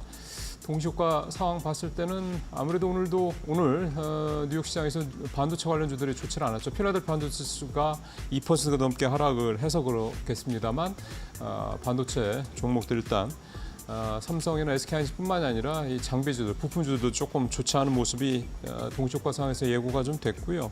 2차 전지는 좀 괜찮겠다라고 얘기가 좀 나오고 있고, 예, 미국 시장에서는 금융주들이 뭐 JP모건을 필두로 해서 뭐 연일 강세인데 트럼프 트레이드 뭐 대표적인 수혜주로 얘기가 되고 있는 반면에 우리나라 금융주들은 최근 계속 조금 부진한 모습이 나타나고 있습니다. 자, 이런 어떤 동시효과 상황들 이제 시장에서 하나하나 좀 확인을 해 보도록 하고요. 지금 현재 지수가 나오는데 코스피 0.2% 하락 출발을 하고 있고 코스닥은 왔다 갔다 합니다. 보합권에서 움직이는 그런 모습이 좀 나타나고 있습니다. 자, 이제 본격적으로 오늘 개장 초반 상황과 관련해서 우리 전문가분들 어떻게 생각하고 계신지 말씀을 한 분 한 분 들어보겠습니다. 오인전 팀장님께서는 오늘 참 먼저 시장 자세히 좀 살펴봐야 되겠죠. 어쩐지 좀 너무 빨리 들어갔다는 생각이 좀 들었습니다. 자, 시장 출발 상황 문변 앵커 좀 먼저 전해 주십시오. 네, 11월 10일 국내 증시 출발을 했습니다. 오늘 양시장은 하락으로 돌아선 채 출발을 알렸는데요. 유가증권시장 2,530선 내어주는 움직임, 코스닥도 727선에서 출발을 알리고 있습니다. 간밤 미증시에서 M7 종목 가운데 테슬라를 제외하고 빅테크 관련 기업들 전반적으로 약했고요. 반도체 기업들, 미국이 중국의 견제가 더 심해질 것이다라는 분석 속에서 전반적으로 흐름은 좋지 않았습니다. 대형주들 그 중심에서도 기술주들이 약했었는데 오늘 국내 증시도 코스피 200이 코스피보다는 상대적으로 낙폭이 조금 더 깊게 진행되고 있다는 점 체크해 보셔야 될 것 같습니다. 오늘 국내 증시 확인을 해보셨을 때 좀 꼼꼼하게 체크해 보셔야 되는 게 당연히 원달러 환율이겠죠. 지금 원달러 환율이 1,400원대를 다시금 돌파하는 그 시도를 하고 있는 모습입니다. 외국인의 수급 부담감 좀 지속적으로 체크해 보셔야 될 것 같고요. 그렇다면 조금 더 자세한 상황, 시장 상황 확인해 보도록 하겠습니다. 국내 증시의 출발 상황 알아보도록 하겠습니다. 국내 증시 시가총액 상위 종목군들은 어떻게 출발을 했을까요? 시가총액 상위 종목군들의 흐름을 보게 된다면요. 오늘 1위부터 5위권 전반적으로 지금 종목별 차별화 장세가 진행되고 있습니다. 삼성전자, SK하이닉스 일제히 하락으로 출발했습니다. 역시나 반도체 기업들의 흐름은 그다지 좋지 않습니다. 삼성전자가 1% 이상 빠지고 있습니다. 어제만 삼성전자를 포함해서 삼성그룹주들의 시가총액이 12조가량이 증가를 했습니다. 그만큼 그룹사 전반적으로 매물이 좀 속출하고 있는 건데요. 오늘도 역시나 삼성전자의 낙폭은 이어지고 있고요. SK하이닉스도 어제여서 오늘까지도 하락 추세가 진행되고 있습니다. LG에너지솔루션 2% 이상의 상승 나옵니다. 동시호가 상황 때보다도 흐름이 더 괜찮은 것으로 보이고요. 현재 42만 5,500원대에 터치하고 있는 모습입니다. 5일 차트를 보게 되더라도 최근 흐름 2차 전지 LG에너지솔루션만 우상향 곡선을 시원하게 그리고 있습니다. 삼성바이오로직스 오늘 100만 원대 이탈을 좀 위협을 받고 있는 모습인데 현재 구간은 그래도 버텨주려는 모습이고요. 현대차가 동시호가에서는 강한 상승 출발이 예고되어 있었는데 현재 구간은 보합권에서 움직임 가져가고 있습니다.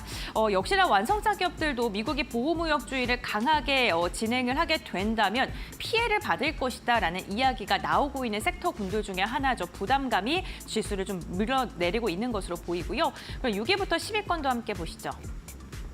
네, 6위부터 10위권 보게 됐을 때 기아도 하락 출발했고요. 셀트리온도 0.9%가량 빠진 채 출발을 했습니다.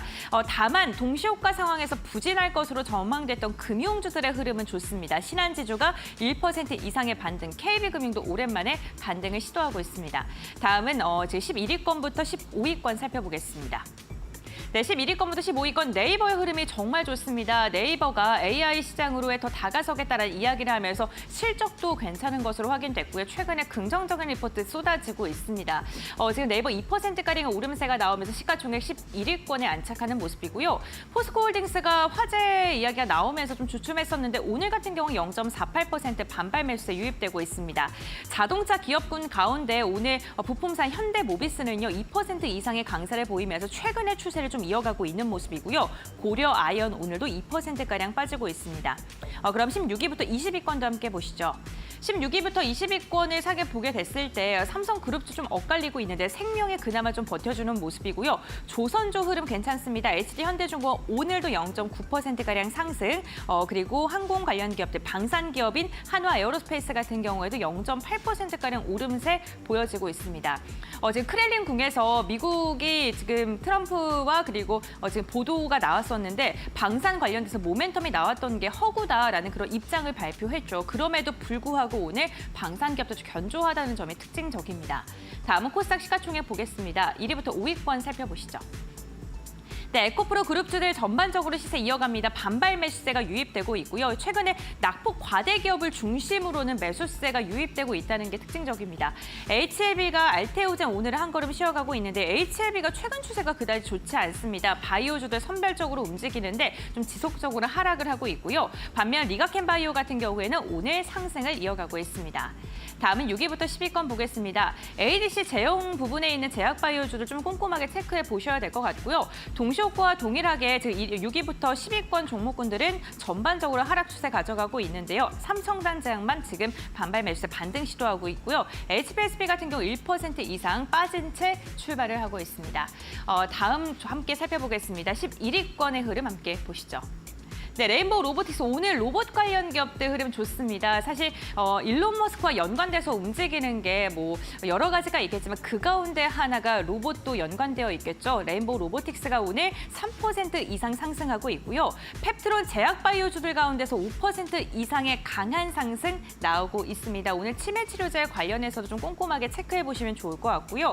펄어비스가 지금 1% 이상 빠진 채 출발을 하고 있습니다. 게임주들 지스타에 대한 기대감 나오고 이거 지금 컨콜이 진행이 되고 있는 상황입니다. 여러 가지 이슈가 지금 코멘트들이 달리고 있으니까 이 부분도 좀 꼼꼼하게 체크해 보셔야 될 것 같습니다. 이렇게 15위권까지 확인해 봤고요. 출발 상황 자세히 살펴봤는데 전문가들은 우리 시장의 출발 어떻게 보고 있을지 지금부터 알아보겠습니다. 네, 고은별 앵커에 많이 쓰셨습니다. 자, 지금 일단 지수는 여전하고요. 환율이 1,400원 여기에서 딱 1,400원에 지금 굉장히 치열한 지금 공방이 벌어지고 있습니다. 좀 전에 살짝 플러스 1,401원 넘었다가 지금은 이제 1,400원 딱 찍고 현재 여기서 좀 버티고 거래가 좀 활발하게 움직이는 그런 모습들이 좀 나타나고 있습니다. 자, 그렇다면 이제 개장 출발 상황 두 분 말씀을 좀 들어보도록 하겠습니다. 오윤 팀장님, 좀 오늘 출발 상황 어떻게 보고 계세요? 네, 미증시는 상승 마감했지만 국내 증시는 오늘 양시장 약세 마감입니다. 네. 미국 증시와의 디커플링이 계속해서 심화되는 모습이고 기술적으로 보면 코스피와 코스닥 모두 이제 역배열 구간까지 진입을 하기는 했거든요. 그래서 추가 조정을 일단 염두를 하셔야 될 것 같고 일단 시장이 반등하려면 외국인 수급이 개선이 돼야 됩니다. 그래서 외국인 순매수가 찍히는지를 보고 그 다음에 이제 비중 확대 전략을 짜시는 게 맞을 것 같고 미증시에서 특징적으로 테슬라가 급등을 했죠. 근데 전기차 세액 공제를 줄여도 테슬라는 견조할 수 있다. 뭐 이런 전망이 나왔는데 테슬라의 매니아층이 많고 그리고 앞으로 테슬라 반값 전기차가 또 나올 수 있다 보니까 이런 기대감 있는 것 같습니다. 그래서 테슬라의 이제 배터리 공급 이슈가 있는 LG 에너지 솔루션은 국내 2차 전지주 중에서 좀 차별적인 움직임을 보여줄 수도 있기 때문에 이 부분을 좀 주목해 보시면 좋을 것 같고요. 국내 수급 개선에 대한 이벤트로 작용할 수 있는 이슈 중에 하나가 그 한국의 세계 국채 지수 편입입니다. 그 이후에 이제 MSCI 지수까지 편입이 된다라고 한다면 외국인 수급이 개선될 수 있는 발판이 마련될 가능성이 있다라고 보거든요. 그래서 MSCI 지수 편입에 대한 이슈가 나오는지 이런 부분들도 꼼꼼하게 체크해 보실 필요가 있을 것 같습니다. 업종별로는 보겠습니다. 오늘 아무래도 지수 때문에 이제 약세 보이는 업종이 훨씬 더 많고요. 그래도 운수 장비 업종은 빨간불 켜주고 있습니다. 현대차와 이제 기아가 어제 반등했기 때문에 오늘 약간 강 양보합권, 약보합권 왔다 갔다 움직임인데 현대모비스는 3% 이상 상승세 나타내고 있습니다. 국내 자동차주 상당히 저평가 구간에 접근해 있는 게 사실이고요. 인도 IPO도 어찌되었던 간에 성공적으로 상장을 했습니다. 인도 시장과 국내 시장에서 받는 밸류에이션 차이가 정말 현격하거든요. 그래서 언제든지 저가 매수가 들어올 수 있다는 부분 염두에 두시면 좋을 것 같고요. 금융업종도 이제 상대적으로 강세입니다. 앞서 고배당주 말씀드렸죠. 네, 금융업종, 특히 은행주 그리고 증권주도 배당에 대한 모멘텀은 충분히 있습니다. 이렇게 약세 보이는 시장에서 선별적인 강세 이어나갈 가능성이 있으니까 참고해 보시면 좋을 것 같고요. 증권주까지 이제 빨간불 들어오고 있는 상황이고 반면에 이제 섬유유업과 전기가스 그리고 음식료, 화학주까지 경기 민감 섹터 그리고 방어 섹터도 일제히 이제 약세 보이는 모습입니다. 앞서 말씀드린 대로 외국인 수급이 들어오기 전까지는 지수의 추가 조정을 염두를 하셔야 될 것 같기 때문에 섹터와 종목을 압축하는 전략 필요한 시기라고 생각됩니다. 오현진 팀장 말씀 잘 들었고요. 자, 이번에는 우리 신일섭 위원 어떻게 보시는지 출발 상황 좀 판단을 좀 해주시죠. 근데 이게 우리나라 증시의 이게 현실입니다. 이걸 인정하고 네. 지금 대응을 안 하면은 뭐 계속 희망만 갖게 되는데 계속 희망 고문만 하면서 세월이 흘러서 10살 먹고 20살 먹고 어느덧 굉장히 나이가 들어 있어요. 내 자신이. 그런 것들을 감안을 하셔야 될 것 같고요. 지금 예를 들어 저번에 여행주 잠깐 얘기 나왔을 때 했던 익스피디아 그룹, 트립닷컴, 부킹홀디스 죄다 신고가거든요. 근데 우리나라 하나투어, 모두투어는 밑으로 땅굴을 파고 있죠. 뭐 여행주뿐만이 아니에요. 다 데칼코마니로 지금 갈라지고 있는데 이거는 사실 뭐 3달 전부터 계속 얘기했던 똑같은 시황이 계속 반복되는데 또 새로운 분들이 보는 사람들이 유입이 되니까 계속 얘기해야죠. 근데 계속 3개월 전부터 계속 똑같은 시황이 뭐냐면은 결국에 우리나라 코스피를 시가총액을 주도하고 있는 반도체 그리고 코스닥을 주도하고 있는 뭐 알테오젠에게 제침을 당했지만 아직도 2차 전지가 전체 시가총액으로는 지금 통째로 보면은 합계가 1위잖아요. 2차 전지 이 두 개는 이제 진흙탕에 빠져가지고 누가 손가락을 높이 드느냐가 살려고 몸부림치다가 손가락이 높아진 거지. 그게 아무 의미가 없다고 말씀드렸잖아요. 그게 회복이 안 된 상태로 계속 가기 때문에 지수는 움직일 수가 없어요. 코스피, 코스닥에서 움직일 수가 없다고요. 그 지금 조건 하에서는. 그렇기 때문에 거기서 이제 계속 방금바조만 간다고 얘기 드린 것이고 방금바는 저는 전략 매도 실현했지만 지금 1등주들의 흐름만 지금 보시면 되겠죠. 방산의 1등주는 한화 에어로스페이스고 금융주의 1등은 메리츠금융지주고 지금 바이오 1등은 알테오젠이에요. 그것들이 1등주거든요. 1등주라는 게 시가총액 뭐 크기도 있지만 맨 처음에 시초에 시작을 먼저 했던 거, 가장 강하게 먼저 시작을 했던 거, 그리고 신고점 돌파를 가장 먼저 한 거, 그게 1등주거든요. 1등주는 가장 나중에 지게 되어 있어요. 1등주가 지면은 그 섹터의 흐름이 끝나는 거죠. 순환매가. 그러니까 지금 1등주들의 흐름을 보면은 세계가 지금 아직도 굳건하죠. 근데 왜 저는 미리 뭐 실현을 했냐? 미리 움직이기 때문에 예를 들어 지금 뭐 예전에 얘기 드렸던 사례는 JYP랑 에코프로비엠을 얘기 드렸잖아요.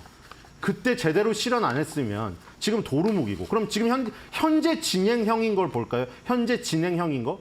지금 엔비디아는 계속 지금 유지를 하고 있죠. 근데 엔비디아, SK하이닉스, 한미반도체, 이수페타시스 이 4개 라인으로 온 거잖아요, 우리가. 삼성전자는 저기 완전히 제외를 시키고. 근데 지금 보시면은 한미반도체랑 지금 이수페타시스를 보세요. 이수페타시스 이번 연도 초에 기록했던 1월 달 시작점도 깼어요. 이수페타시스 가만히 들고 있었으면은 지금 마이너스예요. 2024년도 상승분 다 되돌렸습니다. 한미반도체도 조금만 내려가면 1월 달 그 시작점으로 돌아가거든요. 그러니까 계속 얘기 드렸잖아요. 우리나라는 익절은 항상 옳다. 이 고점에 실현 안 하면 고점을 우리가 예단할 수 없지만 그건 알 수 있다고 했죠. 뜨거울 때 냄비 손대면 잠깐 잡고 있다 던져야 돼요. 안 그러면 결국 제자리고 한미반도체 이수페타시스 다 제자리인데요. 지금 가만히 들고 있으면 다 제자리예요. JYP, 에코프로비엠 이런 사례가 너무 많기 때문에 한화에어로스페이스, 지금 메리츠금융지주, 지금 알테오젠도 지금 고점이 다 80, 90에 지금 보조지표권인데 신규 매수가 지금 불안한 거죠. 그리고 3달 전부터 지고 있었으면 수익이 엄청나게 났는데 굳이 거기 있을 필요가 있나요?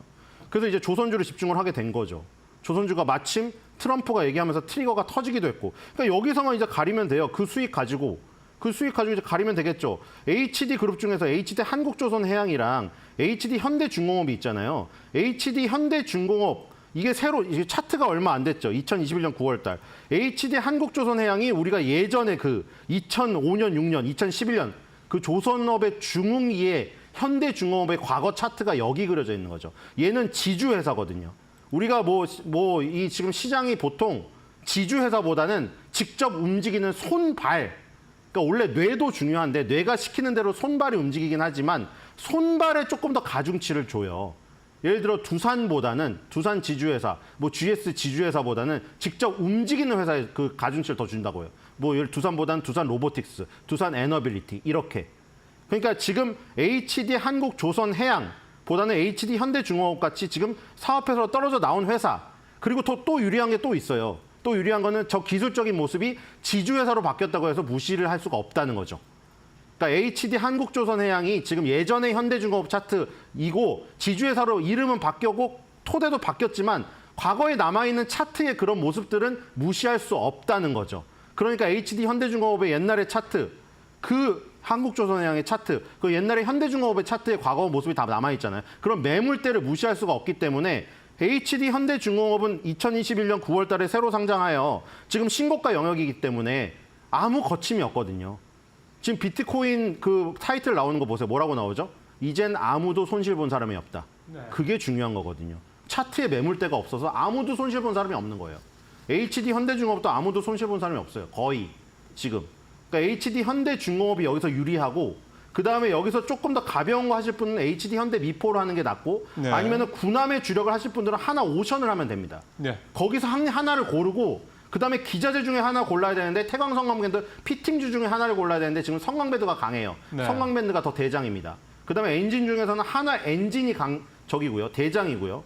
이렇게 하고 그다음에 지금 MRO 시장 진출에 대한 얘기가 나오고 있잖아요. 그렇기 때문에 HD 현대 마린 솔루션처럼 MRO 유지 보수하는 업체들 지금 노후화된 선박이 떠다니는 게 많이 있어요. 그걸 당장 지금 비싼 LNG 암모니아선을 하기에는 돈이 없으니 그거를 보수를 해가지고 예를 들어 그거를 갖다가 배를 개조해서 이제 떠다니는 배가 아니라 그거를 저기로도 쓸 수 있어요. LNG 터미널로 바꿔가지고 고정식으로 바꿔서 쓸 수도 있다고요. 그런 데서 지금 활약을 하는 HD 현대 마린 솔루션 이런 거를 넣어서 가면은 굉장히 좋은 포트폴리오가 구성이 될 것 같습니다. 예. 자, 오늘 저도 조선주 가장 좀 힘을 주어서 신윤위원 말씀을 좀 하셨습니다. 자, 이제 현재 9시 17분입니다. 섹터별로 어떤 섹터들이 지금 가장 시장에서 눈에 띄는지 고운 배령껏 통해 또 확인해 보겠습니다. 네, 국내 증시 개장한 지 17분여가 흐른 상황입니다. 싱가포르를 통해 투자자들의 검색 빈도가 높은 섹터부터 알아보시죠.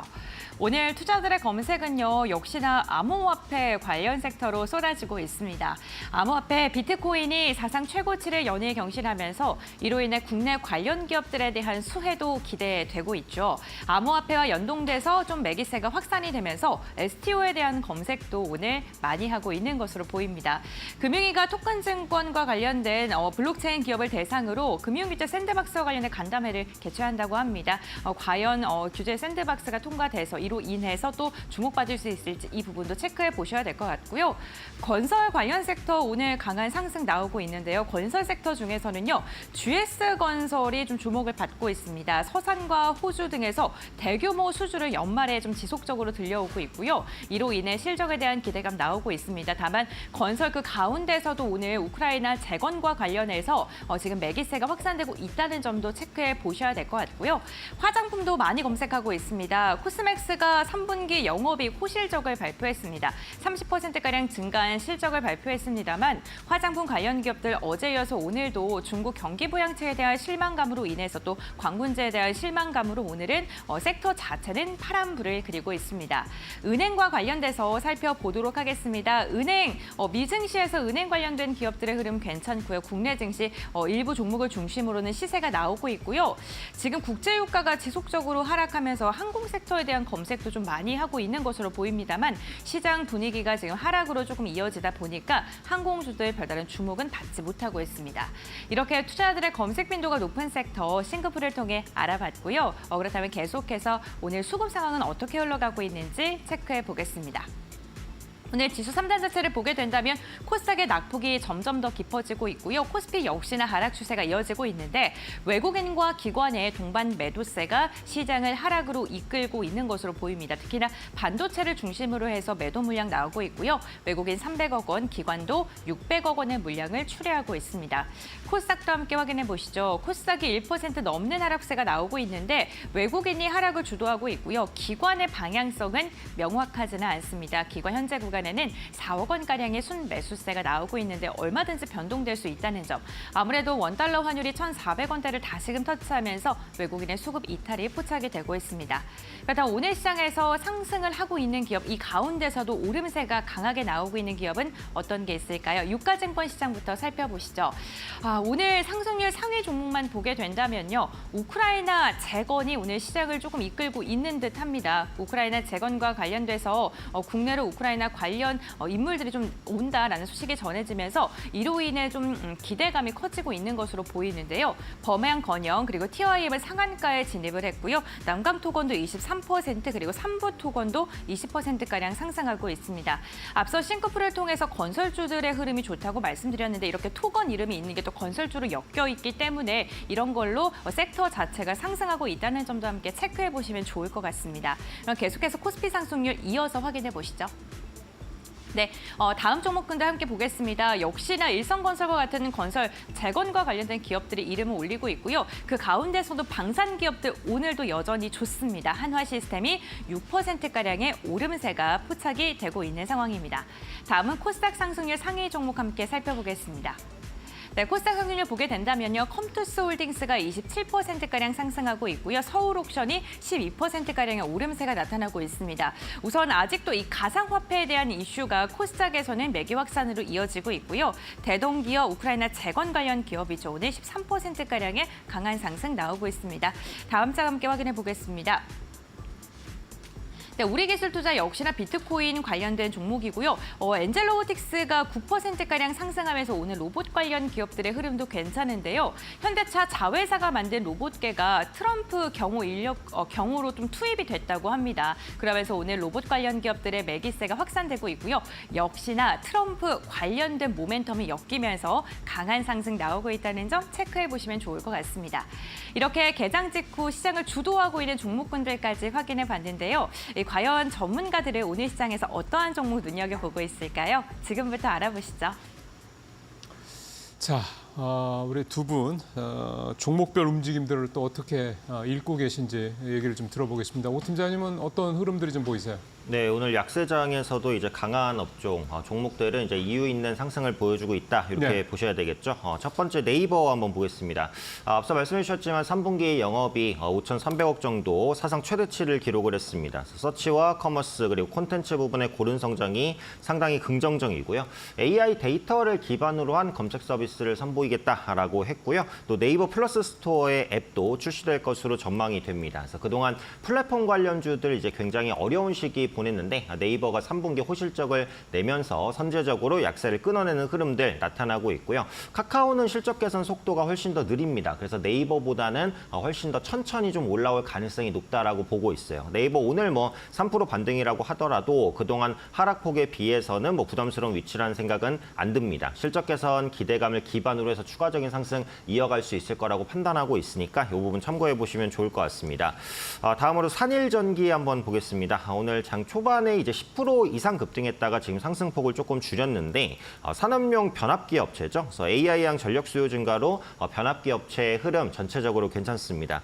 동사 같은 경우에는 최근에 미국 풍력단지에 발전용 변압기를 공급하는 이슈가 있었습니다. 그래서 전력 설비 관련주의 시세는 꾸준히 좀 더 이어질 가능성이 높다라고 봅니다. 산일전기 같은 경우 5일 이평선을 훼손하지 않고 11월 초부터 계속해서 상승하고 있는 중이기 때문에 눌림 이후에 5일선 터치가 일어나면 다시 한번 매수해 볼 수 있다라고 생각을 하고요. 최근 종목별 양극화가 좀 심하기 때문에 이 전력 변압기 관련주는 계속해서 강세를 보일 수 있는 종목 중에 하나니까 좀 압축해서 보시면 좋을 것 같습니다.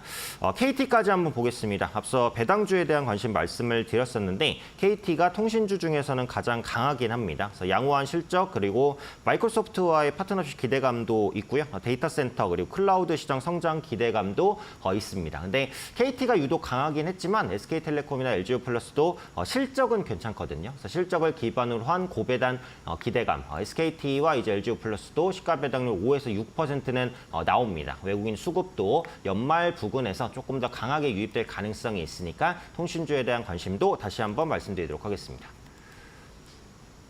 자, 통신주 얘기까지 좀 들어봤습니다. KT 어제 많이 올랐고요. 이 통신주들 관련해서는 이제 최근에는 이제 AI와 접목이 되면서 이제 흔한 말로 경기 이제 방어주 뭐 이제 이렇게들 많이 생각을 했었는데 그런 어떤 기존의 틀에 좀 벗어나는 모습을 좀 보여주고 있었던 측면이 있는데, 네, 특히 이제 또 트럼프 이후에 이제 6G 관련된 얘기들이 좀 슬슬 나오다 보니까 요즘에 또 그 얘기도 좀 영향을 좀 받는 게 아니냐 이렇게 좀 보여지고요. 그러니까 뭔가 자꾸 기존의 통신주들에 대한 해석이 좀 시장에서 달라지는 그런 모습들이 좀 나타나고 있다 이렇게 생각이 좀 드네요. 신 의원님께서는 종목 움직임 어떻게 좀 보고 계세요? 네, 뭐 여러분들 보시다시피 JYP, 에코프로비엠, 그리고 이스페타시스, 한미반도체 가만히 좋다고 들고 앉았더니 어떻게 됐는지 결과를 다 보셨죠. 그렇기 때문에 지금 4분기에는 더욱더 조심을 해야 됩니다. 4분기고 이제 연말이죠. 펀드 매니저들 같은 경우에는 이제 어떻게 하겠어요? 자기의 실적을 확정해서 성과급을 받아야 될 때입니다. 다 갈리게 됩니다. 그러니까 지금 이제 새로운 테마를 준비해야 될 때죠. 그래서 한 번씩 이렇게 이익 실현을 크게 해야 돼요. 그래서 방금 발을 이익 실현을 한 것이고 이제 조가 남았잖아요. 그래서 조선으로 이제 민감하게 분할해가지고 들어가고 있는 거고 이제 내년도를 대비해서 조우 테마를 세팅해야 될 때가 아닌가 생각이 됩니다. 우리가 외계인과의 조우라고 하죠. E.T. 영화에서도 E.T.랑 손가락을 맞대면서 그렇죠? 이제 조우 테마를 준비해야 될 때입니다. 조선이 있었죠. 거기다 우주항공을 붙일 겁니다. 내년도에 맞는 조우 테마를 이제 당근바조를 버리고 조우 테마로 연결해서 2025년도를 대비하려고 하는데요. 저는 왜냐하면 내년도에 아르테미스 프로젝트가 있죠. 인간이 달에 다시 갑니다. 왜 그동안 그럼 나사는 안 했느냐? 나사가 굳이 그렇게 돈을 들여서 할 필요가 없었죠. 어차피 화성 가봐야 지금 못 살고요. 근데 그 일을 스페이스X 민간에서 앨런 머스크가 했죠. 내년도에 아르테미스 프로젝트를 트럼프는 최고 업적으로 세울 가능성이 큽니다. 지금 러시아는 그거 할 여력이 없거든요. 다시 냉전 시대 이전으로 그런 어떤 그 자랑을 하면서 그런 모습으로 돌아갈 가능성이 커요. 거기다 실질적으로 앨런 머스크가 이제 또 거기 뭐 극단적으로 얘기해서는 화성에다 핵폭발을 시키면은 살 수 있는 환경이 돼요. 뭐 그런 거는 뭐 굉장히 이론적으로는 가능한 거지만 어쨌든 그게 지금 불거질 지금 상황이다.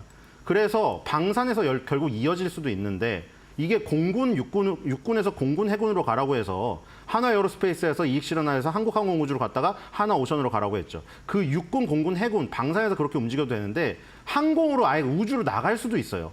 그래서 한국항공우주가 당연히 대표주로 떠올 것이고 하나 시스템도 미리 말씀을 드렸잖아요. 우리나라 누리호나 이런 데 발사체 이 제작에 다 참여한 업체들이기 때문에 하나 시스템이 이미 날아가 버렸네요. 이런 박스권을 4년짜리 박스권을 돌파할 때 저렇게 급등이 나온다는 거 항상 또 명심해야겠죠. 그다음에 주목을 해야 될 거는 세트레가이죠.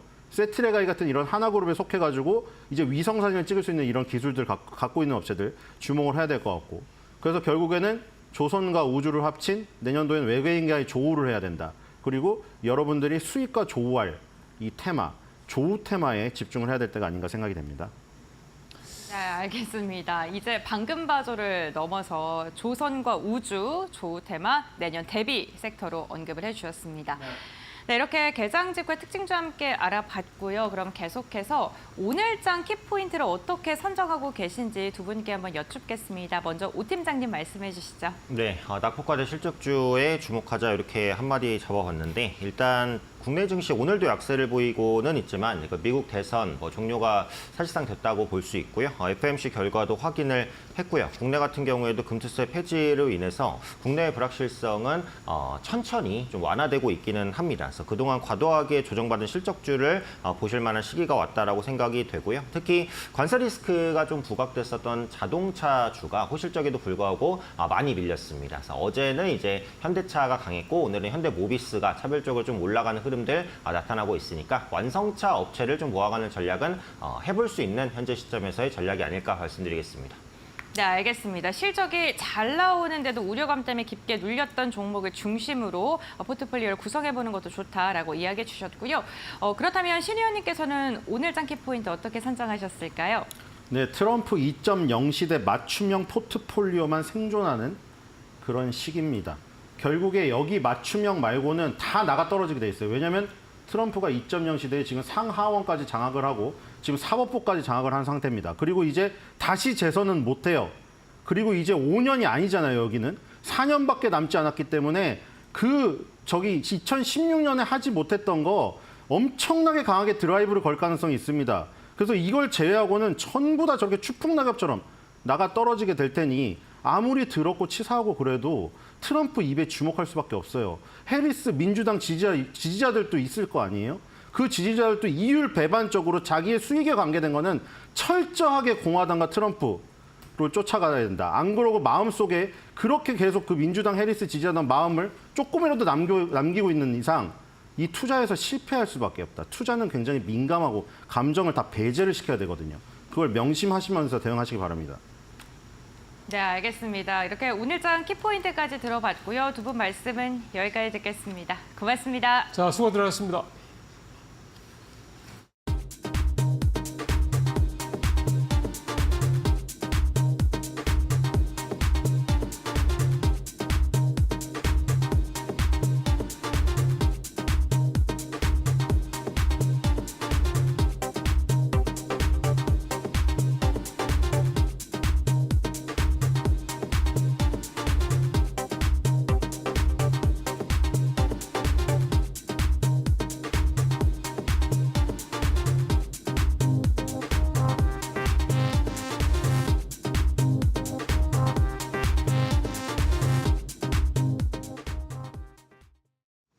자, 오늘장 선발 종목 오늘은 서영원 차장님 연결해서 오늘 어떤 종목 선발 종목으로 뽑으셨는지 보겠습니다. 차장님 안녕하세요.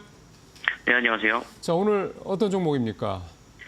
네, 오늘 제가 좀 관심 있게 보고 있는 종목은 그동안에 설명을 드렸던 한국항공우주 여전히 보고 있습니다. 예, 오늘도 참 여러분이 한국항공우주 얘기를 하셨습니다. 자, 주목하는 포인트 어떤 거죠? 네, 일단은 지난번에 소개를 해드렸던 이후에 좀 목표가를 좀 달성을 하고 추가적인 상승 기대감이 있기 때문에 사실 시장 선별에 따라서 상당히 어려운 종목 중에서 좀 선별이 됐다라고 말씀드릴 수 있겠고요. 일단은 가장 중요한 것은 이익이 좀 긍정적이다라고 좀 볼 수가 있겠습니다. KF21도 초도 양산이 본격화되고 있고, 그다음에 말레이시아와 폴란드의 수출이 진행됐던 FA50에 대한 매출이 인식이 되기 시작했다라는 점에서 실적에 대한 기대감이 충분히 좀 이어지고 있는 상황입니다. 여기에 따라서 말레이시아의 경우에는 2차 인도에 대한 부분들까지 좀 이어진다라면 내년 지속적으로 실적에 대한 상승 기대감이 있다라고 좀 볼 수가 있기 때문에 거기에 대한 긍정적인 시그널로 좀 살펴보시면 좋을 것 같고요. 사실 최근 시장에서의 흐름이 어려운 상황 속에서 방산주들의 움직임들이 상당히 견조합니다. 그만큼 한국항공우주는 다른 방산주에 비해서는 상승이 덜 나왔기 때문에 기맞추기 전략으로서 최근 외국인과 기관 수급이 상당히 좀 강하게 들어오고 있다라고 볼 수 있겠고, 특히나 기관 쪽에서의 매수세, 연기금 쪽에 대한 흐름들이 상당히 좀 긍정적인 흐름이라고 좀 볼 수가 있겠습니다. 거기에 따라서 추가 상승을 좀 노려보시는 전략으로 조정시 좀 공략 가능하지 않을까 생각하고 있습니다. 네, 요즘에 연일 강세입니다. 조금 이제 부담스럽다라고 생각하시는 분들도 계실 것 같기는 한데 모멘텀이 워낙 좀 좋습니다만 가격대는 어떻게 보고 계세요? 네, 일단은 보유하신 분들 같은 경우에는 여전히 홀딩 전략이 맞을 것 같고요. 이제 신규 매수가 좀 부담스러울 수는 있습니다.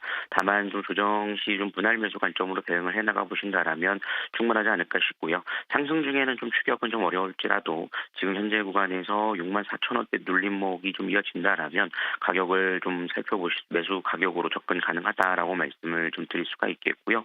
목표가는 좀 상향으로 더 잡아서 75,000원까지 좀 잡아드리겠고, 손절가는 좀 5만 원 잡아드리도록 하겠습니다.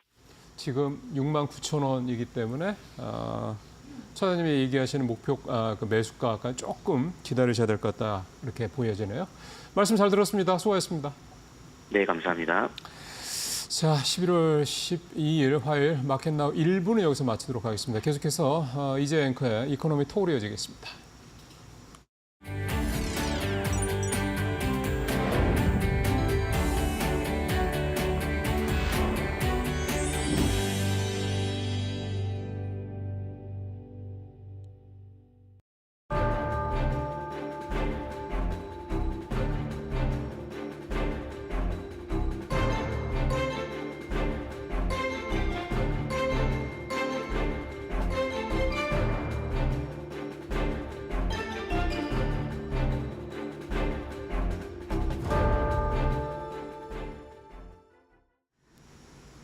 네, 이코노미톡 시작을 하겠습니다. 오늘 시장도 엄청 약세입니다. 그런데 우리 시장은 사실 미국과 중국 모두 다 신경을 써야 되는 상황이죠.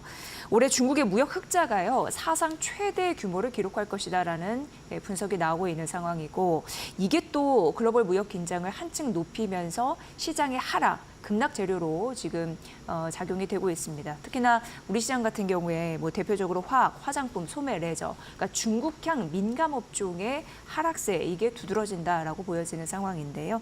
어찌나 이런 부분이 좀 안타깝습니다. 그래서 오늘 이 부분을 KB국민은행의 장재철 박사와 함께 알아보도록 하겠습니다. 박사님 어서 오십시오. 네, 안녕하십니까? 네, 좀 걱정되는 재료가 있어서 이 부분 좀 모셨고 올해 중국이 무역 흑자가 사상 최대 규모를 기록할 것이다. 이게 결코 좋은 신호는 아닌 것 같아서 문제입니다. 어떻게 보고 계십니까? 네. 네, 아무래도 한 나라의 무역 수지가 굉장히 흑자를 크게 보인다는 것은 네. 그 무역 상대국한테는 좋은 소식은 아니죠. 불균형이 그렇죠. 무역 이루어지고 불균형의 있다. 이슈가 예. 되는 거고 올해 1월부터 10월까지 중국의 무역 수지 흑자가 약 한 7,900억 달러 정도 됩니다. 그래서 이게 만약에 10월이니까 2달을 더 우리가 지난 10달 동안의 평균 월 평균 수출 규모를 더해주면 1조 달러가 넘어서 2022년에 8천억 달러 이후 최대치를 이제 기록할 것으로 보이는데, 주목하고 또 시장이 우려하는 것은 이러한 중국의 무역 수지 흑자 중에서 대미 무역 흑자가 약 한 2,750억 달러, 전체 무역 수지 흑자의 37%를 차지한다는 거죠.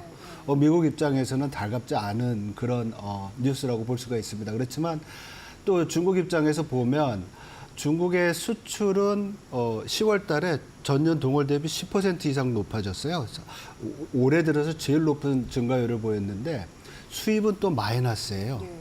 이게 보면 우리가 무슨 침체형 무역 흑자다 뭐 이런 얘기도 있잖아요. 그러니까 중국 입장에서 보면 약간은 억울할 수도 있습니다. 왜냐하면 불황형 흑자라는 느낌이 그렇죠. 있어서. 불황형 흑자. 예, 수요가 내수가 작으니까 수입을 덜 하잖아요. 반면에 수출은 또 트럼프 당선자가 대통령이 된다는 가능성에 대한 우려 때문에 수출과 이 수출을 굉장히 밀어내기를 많이 했어요. 그래서 이게 10월 달에 2자릿수의 증가세를 보였는데 어쨌든 이렇게 대미 무역 흑자가 크다는 점, 그리고 그것이 중국의 무역 수지의 최대치를 또 역사 최대치를 기록한다는 점은 중국 입장에서는 미국의 눈치를 볼 수밖에 없는 그런 상황이다, 이렇게 볼 수 있을 것 같습니다. 네.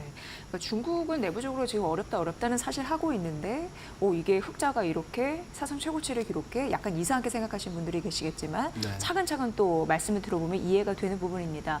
일단 중국 쪽에서는 그 무역 흑자가 최고치로 나왔기 때문에 미국에게는 빌미를 줄 수 있는 거죠. 그렇죠. 호시탐탐 노리고 있으니까 네, 맞습니다. 그런 부분이 있고, 실제로 중국 경기 내부적으로 내수가 부진하다 보니까 이들은 경기를 부양할 수 있는 여러 가지 정책을 제시를 하고 있는 상황인데, 그래서 이게 10조 위안의 재정 부양 정책을 발표했거든요.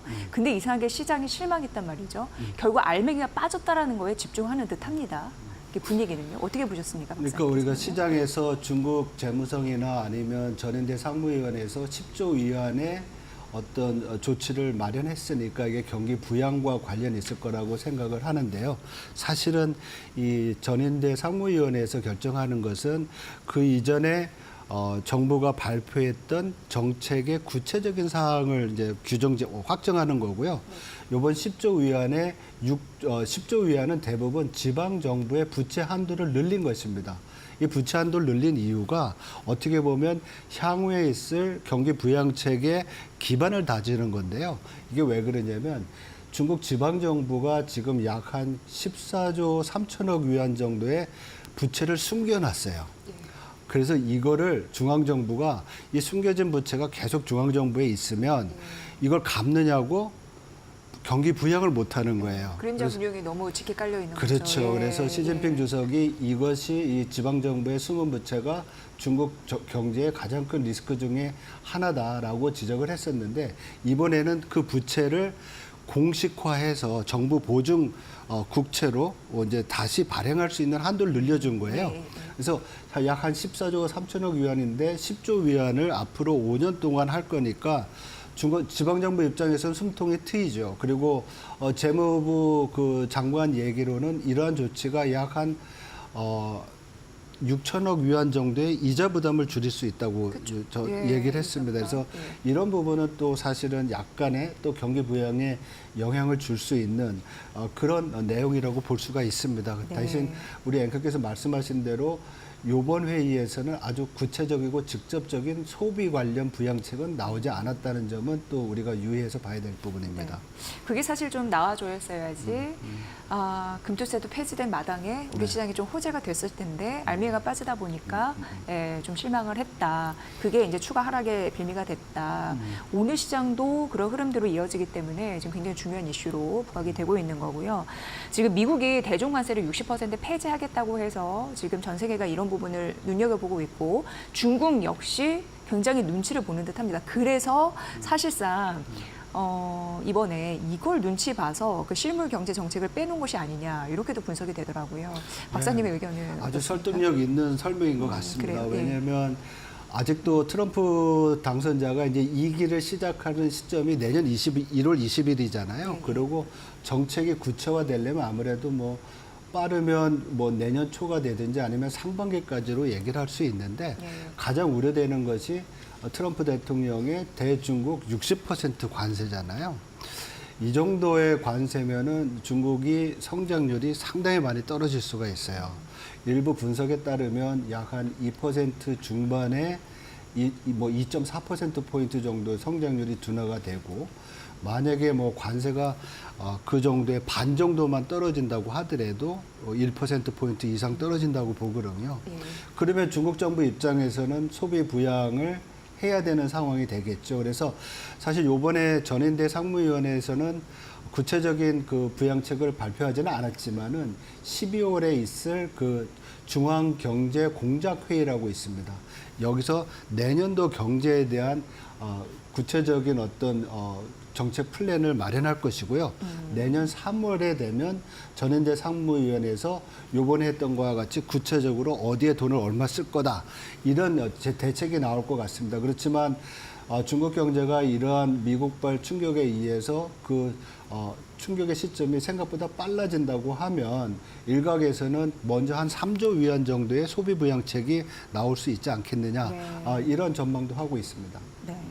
그러니까 중국 쪽에서도 트럼프 2.0 시대를 어쨌든 대비를 해야 되니까 실탄을 좀 아껴놓고 그렇죠. 지금 좀 섣부르게 트럼프 그 당선인을 자극하지는 말자. 어차피 지금 관계가 안 좋아지고 있는데 그런 당연히 전략을 좀 세울 법한 그런 상황이 아닐까 싶습니다.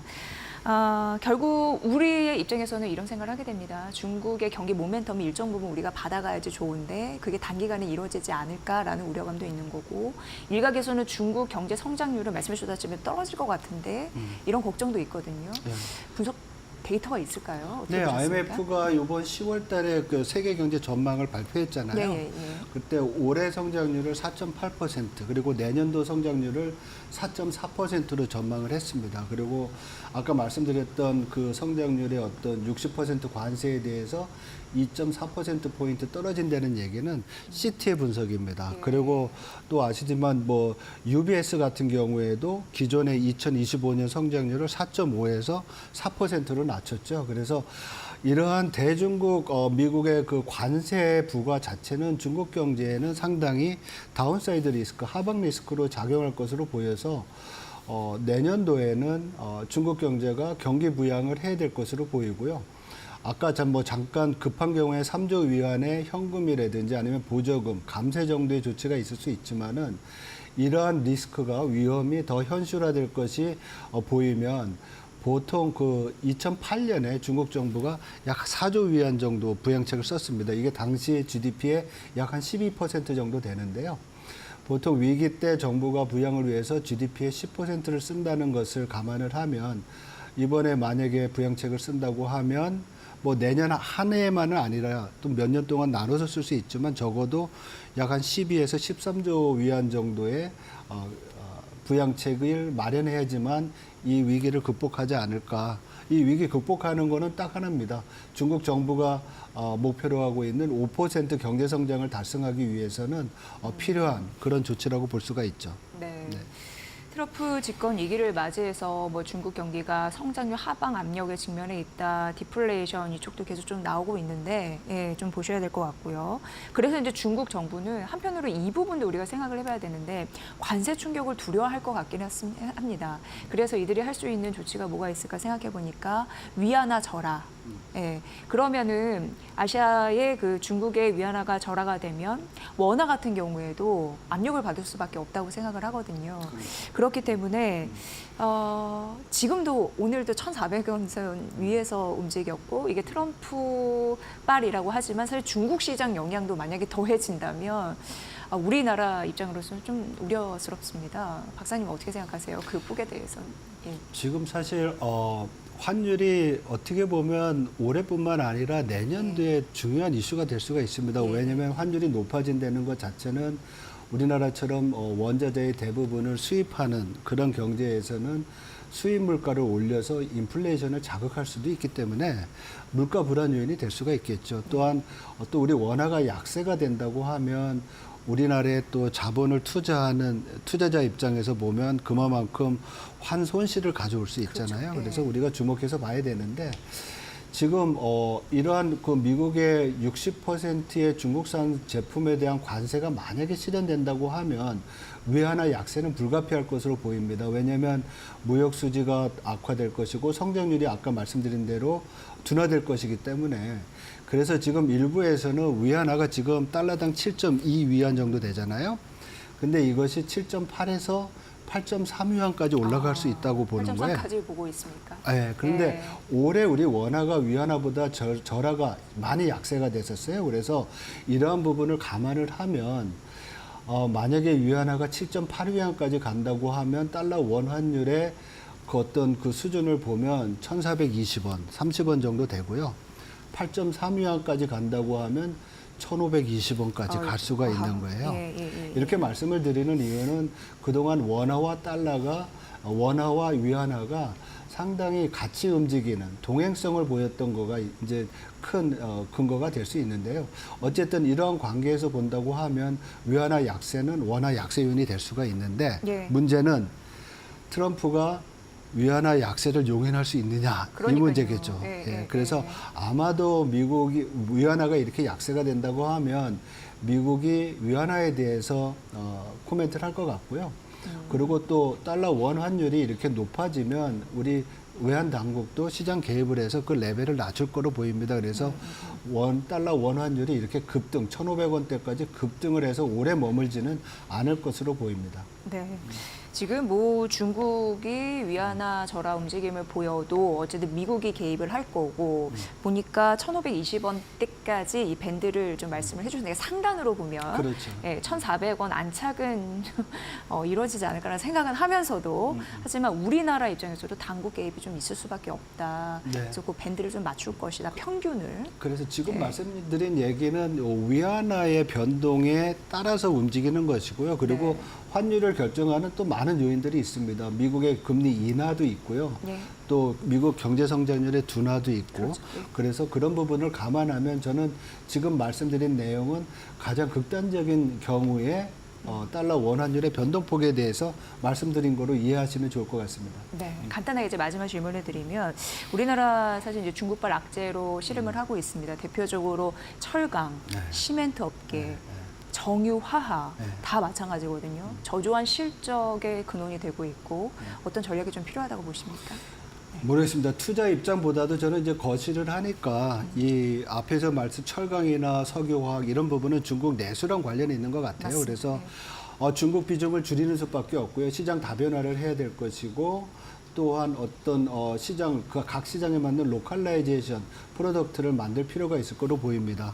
그리고 나머지 부분은 그 시멘트 같은 경우에 저가잖아요. 그러니까요. 이런 부분은 우리 상품이 저가를 극복할 수 있는 품질을 높여서 좀 경쟁력을 높이는 거 그리고 서비스, 품질 차별화와 서비스 개선 이런 부분들이 좀 필요할 것 같습니다. 그래서 좀 궁색하지만은 이게 산업 정책이고 이것보다 더 궁극적으로 더 좋은 정책이라고 하면 우리 경제를 이끌어 나갈 새로운 선도 산업을 빨리 개발을 해서 발전시키는 것이 필요하다고 보고 있습니다. 네, 오늘 이 대담을 준비하기 위해서 예전부터 이제 그 얘기를 드렸는데 중국의 부양책이 건전성 강화 정책이다라고 강조를 그렇죠. 해주신 바가 있습니다. 그것도 네. 좀 참고를 해보시면 좋을 것 같고요.